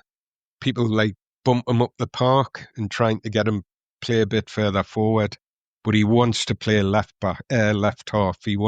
That's where he wants to play his football, and that's by the time he gets to the Leeds game, the start of the season, that's where he plays. Now that's at a cost. We spoke about this quite a few weeks ago with regards to Jim McNabb. It's Jim McNabb's playing left half, and that back line, you know, McNabb, Hurley, Harvey, is a pretty set in stone back line. But Baxter settles that to a degree, and off they go to Leeds. But Leeds are on a roll. I mean, they came up with us. They've in '64. Leeds are on a roll. Revy's got them ticking. I'm sure they finished second in the league this season. He's really got them ticking. So they're a hard game at their place.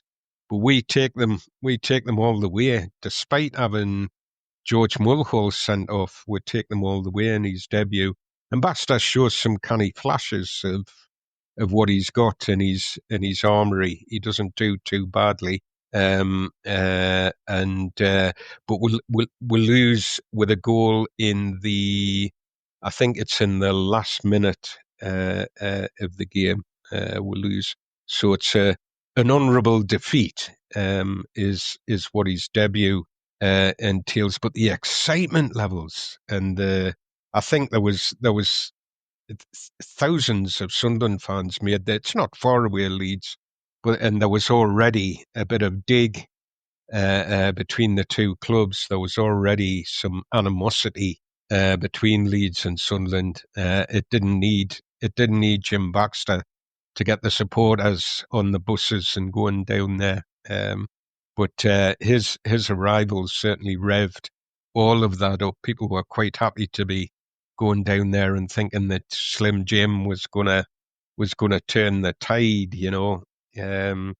The signing, and do just jump in if there's anything you wanna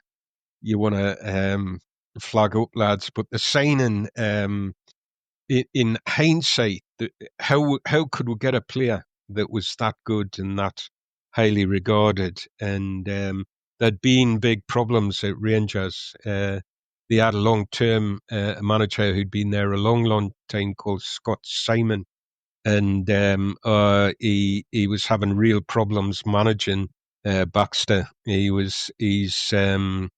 His vices, shall we call them, of drink and gambling and carousing around town in Glasgow were becoming more and more entrenched and more of a problem. But his 5 years at Rangers, I mean, 10 trophies. In 5 years, Rangers won from 1960 to 65. when Baxter went there. And I mean, this lad was just playing. He just loved to get out on the park and strut his stuff. He was a gallus, brave, in these days would add shithouser to his skills, because he could wind folk up big time when he was out there with the ball and with his mouth. He had if he was a cricketer, he'd have been king of the sledges, because he definitely had an ability to do that. He was a working class lad from the Fife coalfields, and he actually just about walked away from football as a young lad. He started off as a cabinet maker, was playing a little bit of football for a team called Hill of Beath, boys club, and he walked away from it. He didn't like the discipline, the rules. He wanted to play left half. Even there, they were trying to push him forward. He didn't like that. He didn't want to play in a sort of in a defensive shape as a left half. He wanted to be attacking and have no defensive responsibilities even then. And he walked away. He didn't play organised football. He was rolling out on a Sunday playing kick-arounds, and going to his work and going to the institute at Hill of Beath, having a few pints and playing pontoon and brag and betting on the occasional horse. He had a right young lad's life going on there, and it sounds like when you read around him at that time, he just couldn't be bothered with the discipline, and just wanted to earn his money and go out and enjoy his life, as a young lad. He is, and it's almost a what if moment. I know we've spoken about them. This day he's in the institute in Hill of Beath. He's playing pontoon. He loses all his money, and the manager of the boys' club comes in to the back room just as he's about to lose his last coppers, and says to him, "Haway, come and try again. Come and have a game with me." And he's saying, "Nah, can't be bothered." He loses the next hand. He's got no money left, so he just stands up. And this totally seems to be Baxter's attitude. He's got no money. He cannot play anymore, so he just stands up and he says, "Haway, then we'll." I'll just go home and get me boots, and I'll come and have a game for you. And it sort of sets him away again, but it does sound, I've read that in a couple of different sources, that it was a right what if moment. If he'd won, he probably still would have sat there and wouldn't have gone and played. But he goes and plays, and then there's a junior team called Crossgate Primrose, who were a really, really good Fife junior team. A lot of young players picked up from there. He goes and they come in for him, and he goes and plays for them. He's earning money's a little bit of an issue for him in terms of he likes to have it because he likes to spend it on his on the things that he likes to enjoy to do. So he starts thinking, I maybe will do this. I'll earn an extra bob or two, and I'll get to, do a bit more gambling, do a bit, and have a couple of more pints, So off he goes to Crossgate Primrose. I think they give, I always love these little snippets, they give Hill of Beath Boys Club £50 for him. That was his transfer back then. And off he goes to Crossgate and does really, really well, to the extent that Wraith Rovers, who are probably the local club, Wraith Rovers come in for him the next season. They give Crossgate Primrose £200 for his transfer. So in a year, his value is quadrupled almost, and off he goes to play for them. He's playing for them part time. Crossgate Primrose. I think he's getting £3 a game, which is a lot of money back then. And it's important to him, the money, keeping a little bit of money coming in. It keeps him on the pit. When he gets a bit fed up of it, he's like, I'll play another week, pick my money up, And he's just right from the off as a lad who sort of struggles with formations and discipline and, this kind of thing. He just wants to enjoy his life, and plays football. And he plays his football like he lives his life. He gets out onto the pitch and he's nutmegging boys and, doing all sorts of tricks and, not really sort of a team player as such at this point, but because he's so good, he's getting away with it. And because also he's very naturally fit. So even though it was part-time football, he was being asked to turn up to training. But even back then, he wasn't the greatest trainer, but he was quite naturally fit. Wraith pick him up, and he plays about 3 years for them. He's earning a bit extra money playing part-time for them, but he's still working at the pit. He still wants his pit money. They're not. Wraith are part-time. A lot of that players are part-time, but they're in the first division. They're in the top tier, Wraith.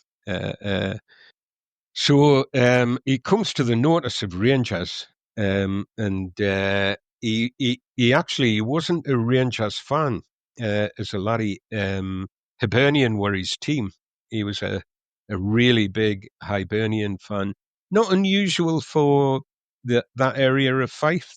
Both Hearts and Hibs carry a big support from there traditionally. Hearts and Hibs have a good level of support from there, as well as the two big teams, Celtic and Rangers. But Hibs were his team, and he makes no bones about that. Even when he went to Rangers, he would, the Hibs team of the early 50s, the Hibs team of the late 40s and 50s, they were a great team, So he goes to Rangers 1960. Sorry, Kelvin, just to jump in there just with a little bit on his time at Wraith, because I think he, as you say, he came onto Rangers' sort of radar, but that was primarily due to a performance he put in at Ibrox, and Wraith beat Rangers 3-2, and he apparently ran the game, and that kind of alerted the Rangers manager to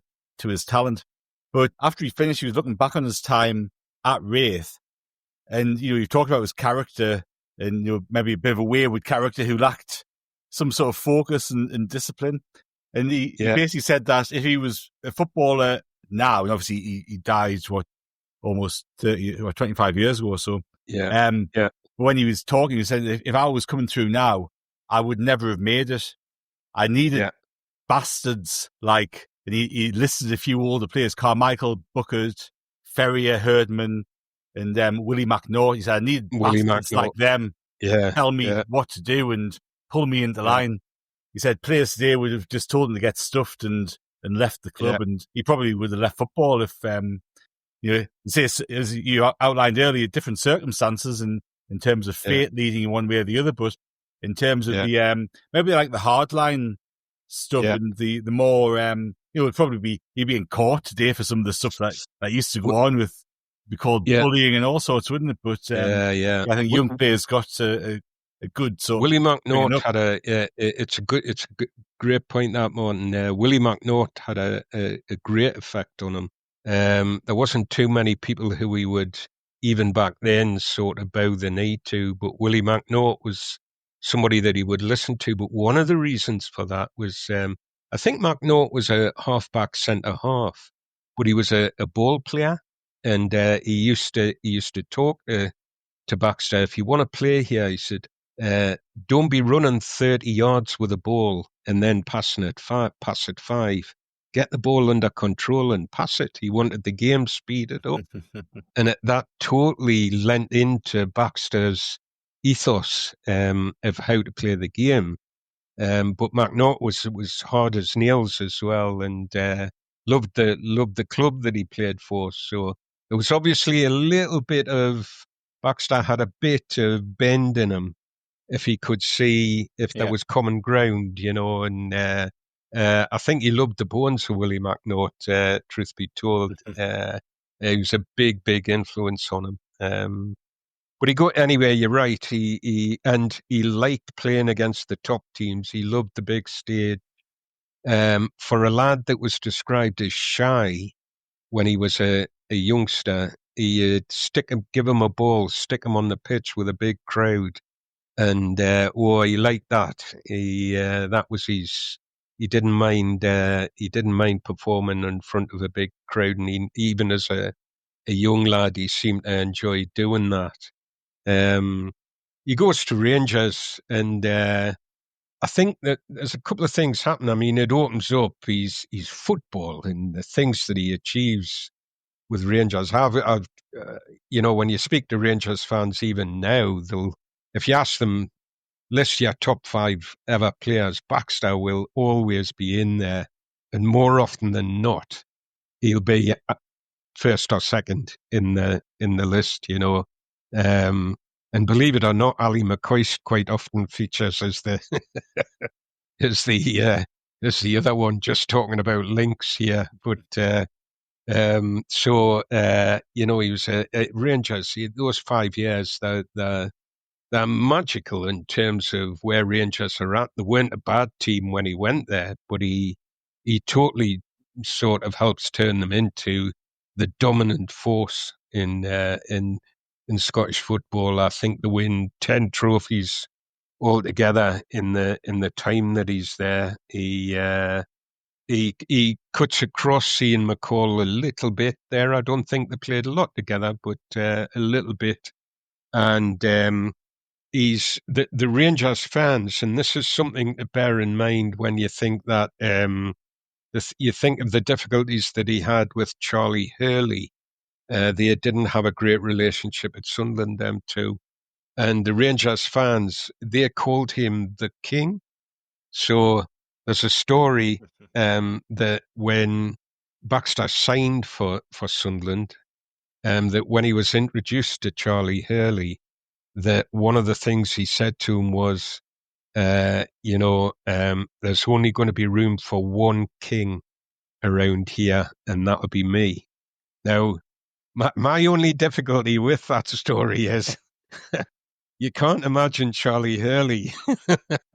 I just cannot imagine everything I've heard and read about Charlie Hurley, that he would actually take that. I think he would have pinned him to the wall, hung him on a coat hanger or something like that, and said, I'll tell you when you can take over as king, bunny lad, but that was his title at Rangers. He was called the King by the Ibrox faithful, and that was the regard that they had for him. I think they saw him as one of their own, and he certainly made himself at home in Glasgow.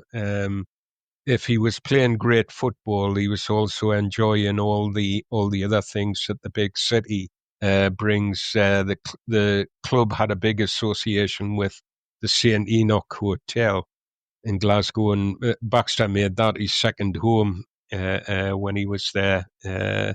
And quite a lot of his hijinks around the city would start off in the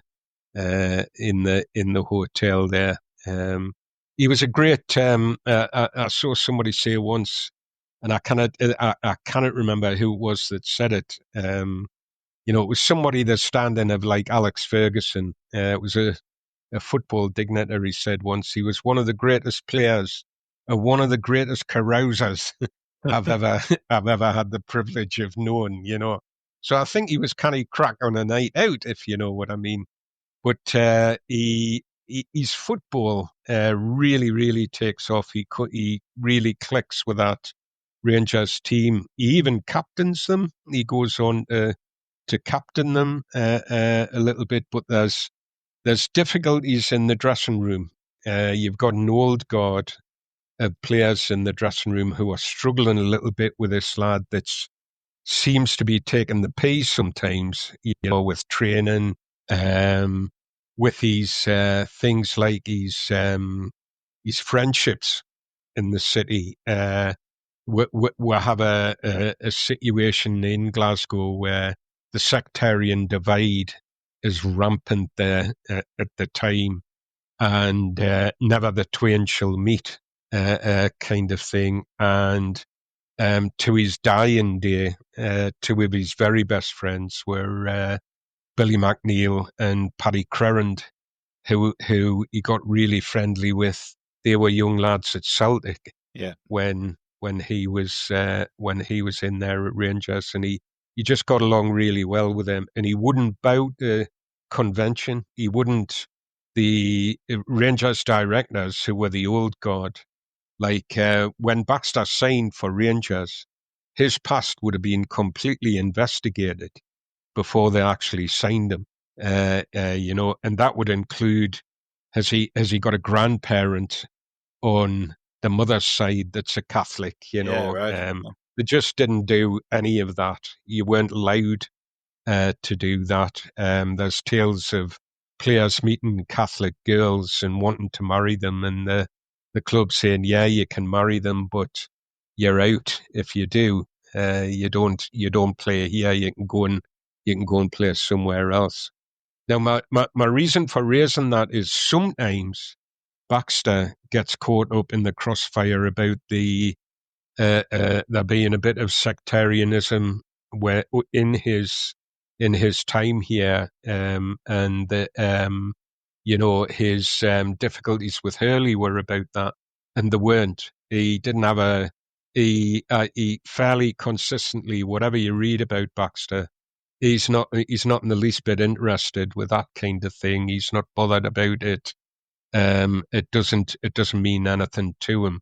The difficulties at Sunderland were that Ian McCall came in at the same time as Baxter, and he definitely doesn't come out of that accusation all that well in terms of being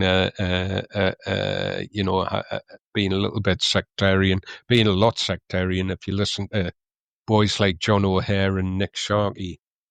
I was just going to jump in there about McCall, and yeah, from what I gather, there was that issue with McCall.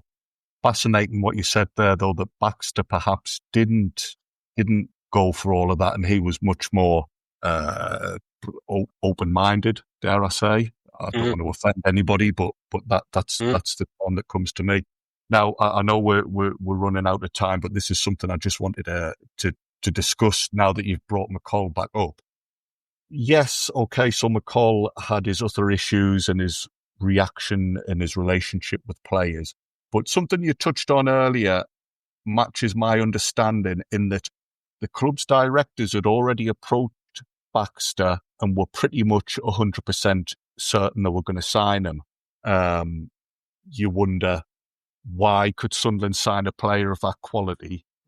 Now, I suspect McCall has been appointed maybe because Baxter was asked and said, "Listen, we've not got a manager yet. If you come to Sunderland, what type of manager would you be willing to work with?" One of McCall's very first duties as a manager once he was appointed later that day was to attend a board meeting where the board agreed to finalise the Baxter deal. And I just wonder if Baxter got his own way under McCall in terms of discipline. Martin used the word focus earlier. Kelvin, you said that he couldn't be bothered with discipline. He just wanted to live his life and then roll up on the pitch at 3:00. I do suspect that Baxter wasn't calling the shots. Baxter clearly wasn't the one driving the issues with players with certain backgrounds. But I do think that he was perhaps here in the first place because he thought, well, I can if I can get my mate McCall in, who's given me my international debut, I know how to get round McCall. I've got him wrapped around my finger. I can live my life the way I want to and enjoy nights at the clubs you mentioned, like Lestrada and Weatheralls. And I just, it all adds up to me to, a player who was above the law in terms of training and discipline. And is that fair to say? Is that fair to say? Lots of stories about him, not necessarily at the start of his career with us. It does seem he was newly married. He cut a hell of a dash, this lad. He had the jag, he had the good-looking girl on his arm. He was making all the right noises to McCall about turning over a new leaf. It did seem McCall does genuinely seem to have hoped that he could put behind him what had been going on in Glasgow. And McCall knew all about this. He knew all about Baxter's, vices. When he was the international manager, he tried to pull Baxter into line internationally. And on one of the international trips, I think they were in Austria, he'd laid the law down to the team after the game and had said, just a couple of beers, lads, and I want you all tucked up in bed by 2 a.m. This is after an evening match. And then he turned round in front of the whole of the team and pointed at Jim Baxter and said, Jim, that's when the big hand's at 12 and the little hand's at 2 in your bed, right? And he tried to make a little bit of a joke of it. The next morning, they're all at breakfast, and Baxter comes in from his night out. He'd obviously, he wasn't bothered. He just come in as everybody's sitting there from his night out. And McCall had said to him, because he's put on the spot, he says to him, the hell are you playing at? I said, and Baxter takes the hands of the clock out of his pocket, and he said, those hands never hit those numbers. And they look up at the clock, and there's no bloody hands on the clock. That's what kind of shithouser he was to, he just was a wind-up merchant, but a great player. I'm conscious of time here. Kelvin, it seems, when Jim Baxter signed for us, he was, 25, 26? Yeah. And, as we said earlier, you've got these players, and sometimes we forget how young they are and, what we all would have done at 19, 20, 21. McCall's probably thinking, at this point, Jim Baxter, if he's just got married, he's going to settle down now. He's going to, start growing up, and we might actually get the best of him. Yeah. He should be coming into his prime, shouldn't he? Yeah. You would have on paper, if you were looking at that as a football person and the signing and the timing and his career today, you'd think, wow, we've got this lad at a really good time, he's going to be fantastic for us, and we didn't have that bad a team. And actually, one signing that Ian McCall was involved in was Neil Martin. He bought Neil Martin to the club in, I think it was October, November time after Baxter. And that was a real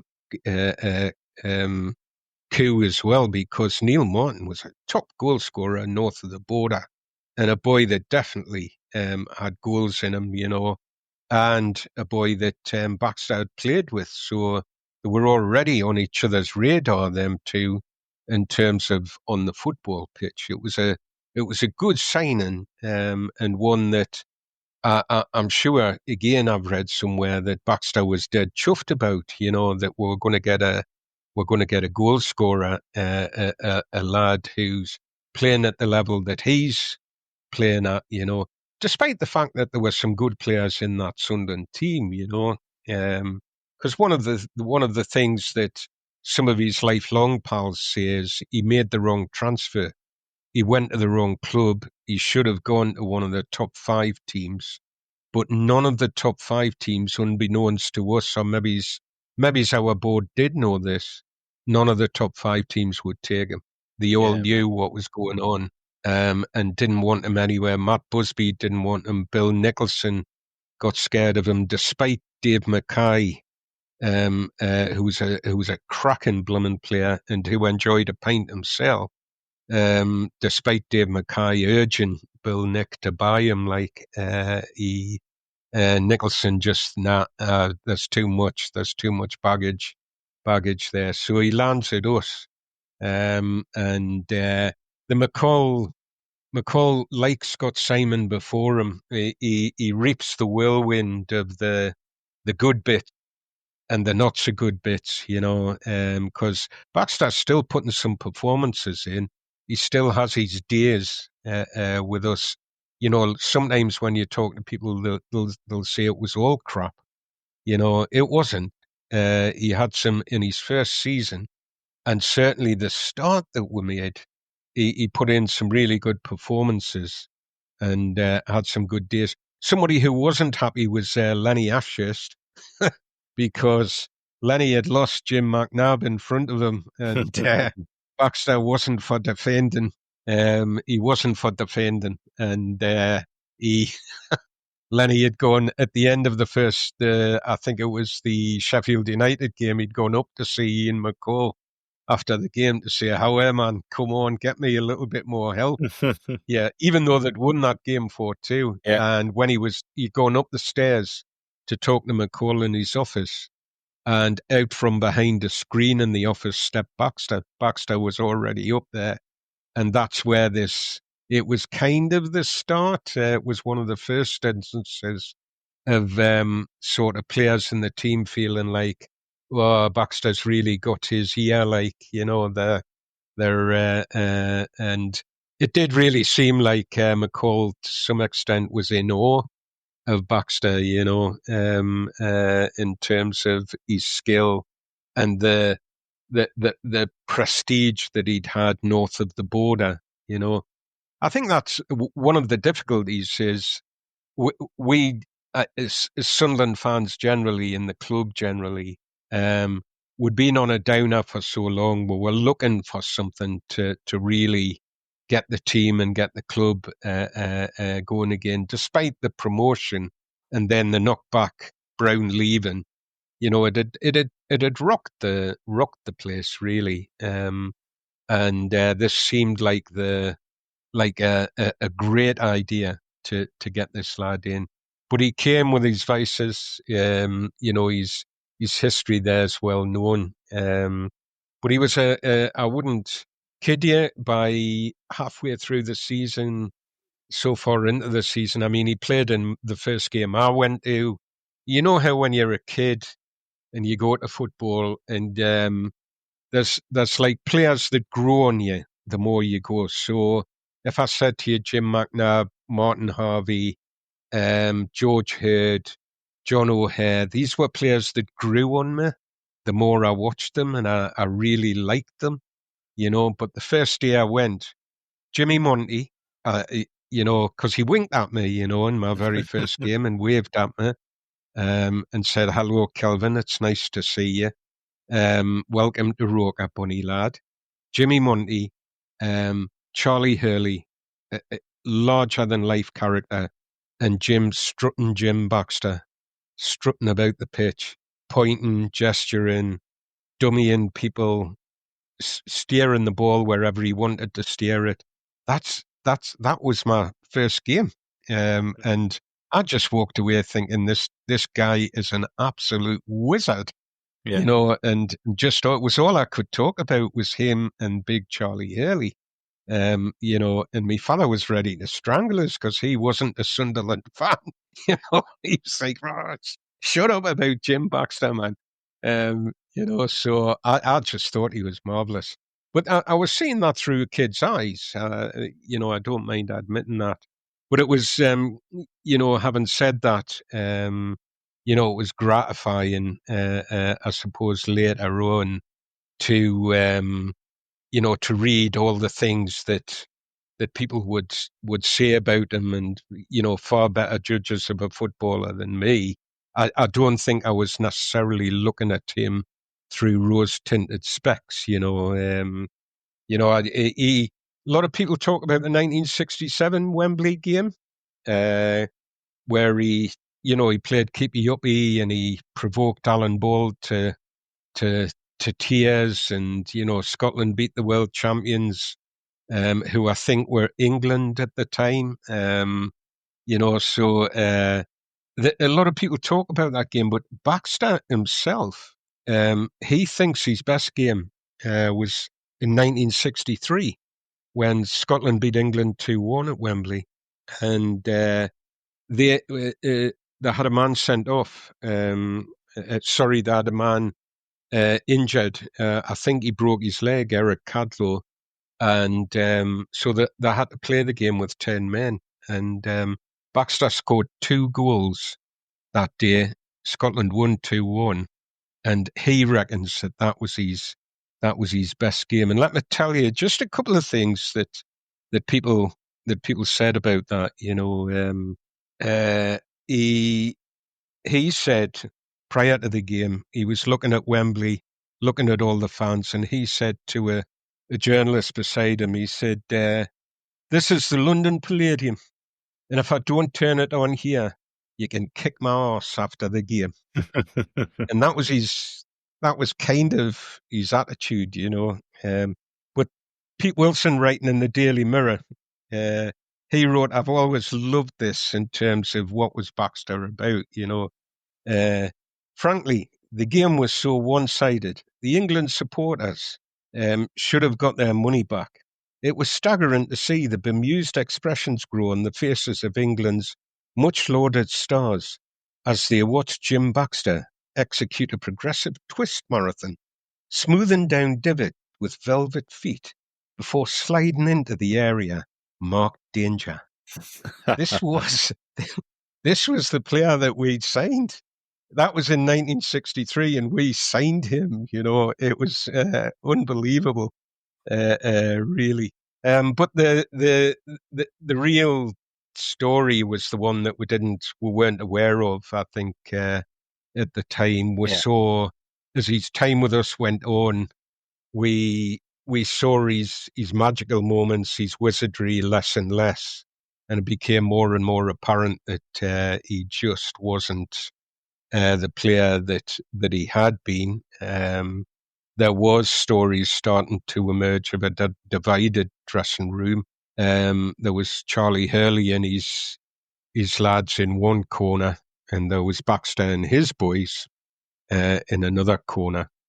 And I think that's a story that we will come back to another point when we delve further into the career of Jim Baxter and his time at Sunderland. Although I didn't think that we would end up with a quiz question today that's emerged, which would be, what have Jim Baxter and Jason Steele got in common? And the answer, obviously, is that they both got beat 5-0 off Celtic in their first home game for Sunderland. So there you go. Thank you all for listening. We'll wrap this one up now. So thank you, Kelvin. Appreciated your time as always and your recollections. Thanks, lads. Real privilege to get to talk about Slim Jim. And thank you, Andrew, as well. Do you have a quiz to tempt people for next week, mate? I do, yes. So next week we will be focusing, I believe, on the 25th to the 31st of August. So I'm going to set you a question about our win against Aston Villa in 1982. That was played on the 28th of August. First game of the season. Aston Villa were the reigning European Cup champions. They took the lead in a game against Sunderland, a County Durham lad. We always like to mention the lads who are local to Sunderland. He scored for Villa, Gordon Cowans, to put them ahead, but we stormed back to win 3-1. As I say, this is against a reigning European Cup champion, so this is pretty good. And I would like to know, ahead of next week, who were the 3 scorers, please. I think that might be a game we give a couple of minutes to next week, because it was a pretty impressive win for the lads. So yeah, who scored Sunderland's goals in that famous match? And thank you very much, Martin. You've once again, you've been excellent pulling all this together. So good episode. Thanks for having us on. Yeah, no, thank you very much. And thank you to all of the listeners. Remember, we've got a brand new podcast for you every single day of the week. So make sure you're subscribed to Haway The Podcast on your podcast feed of choice. And remember, too, to visit rokereport.sbnation.com. Our brand shiny new website is there with all the latest news, views and opinions about everything Sunderland AFC. But until we meet again, it's goodbye from all of us.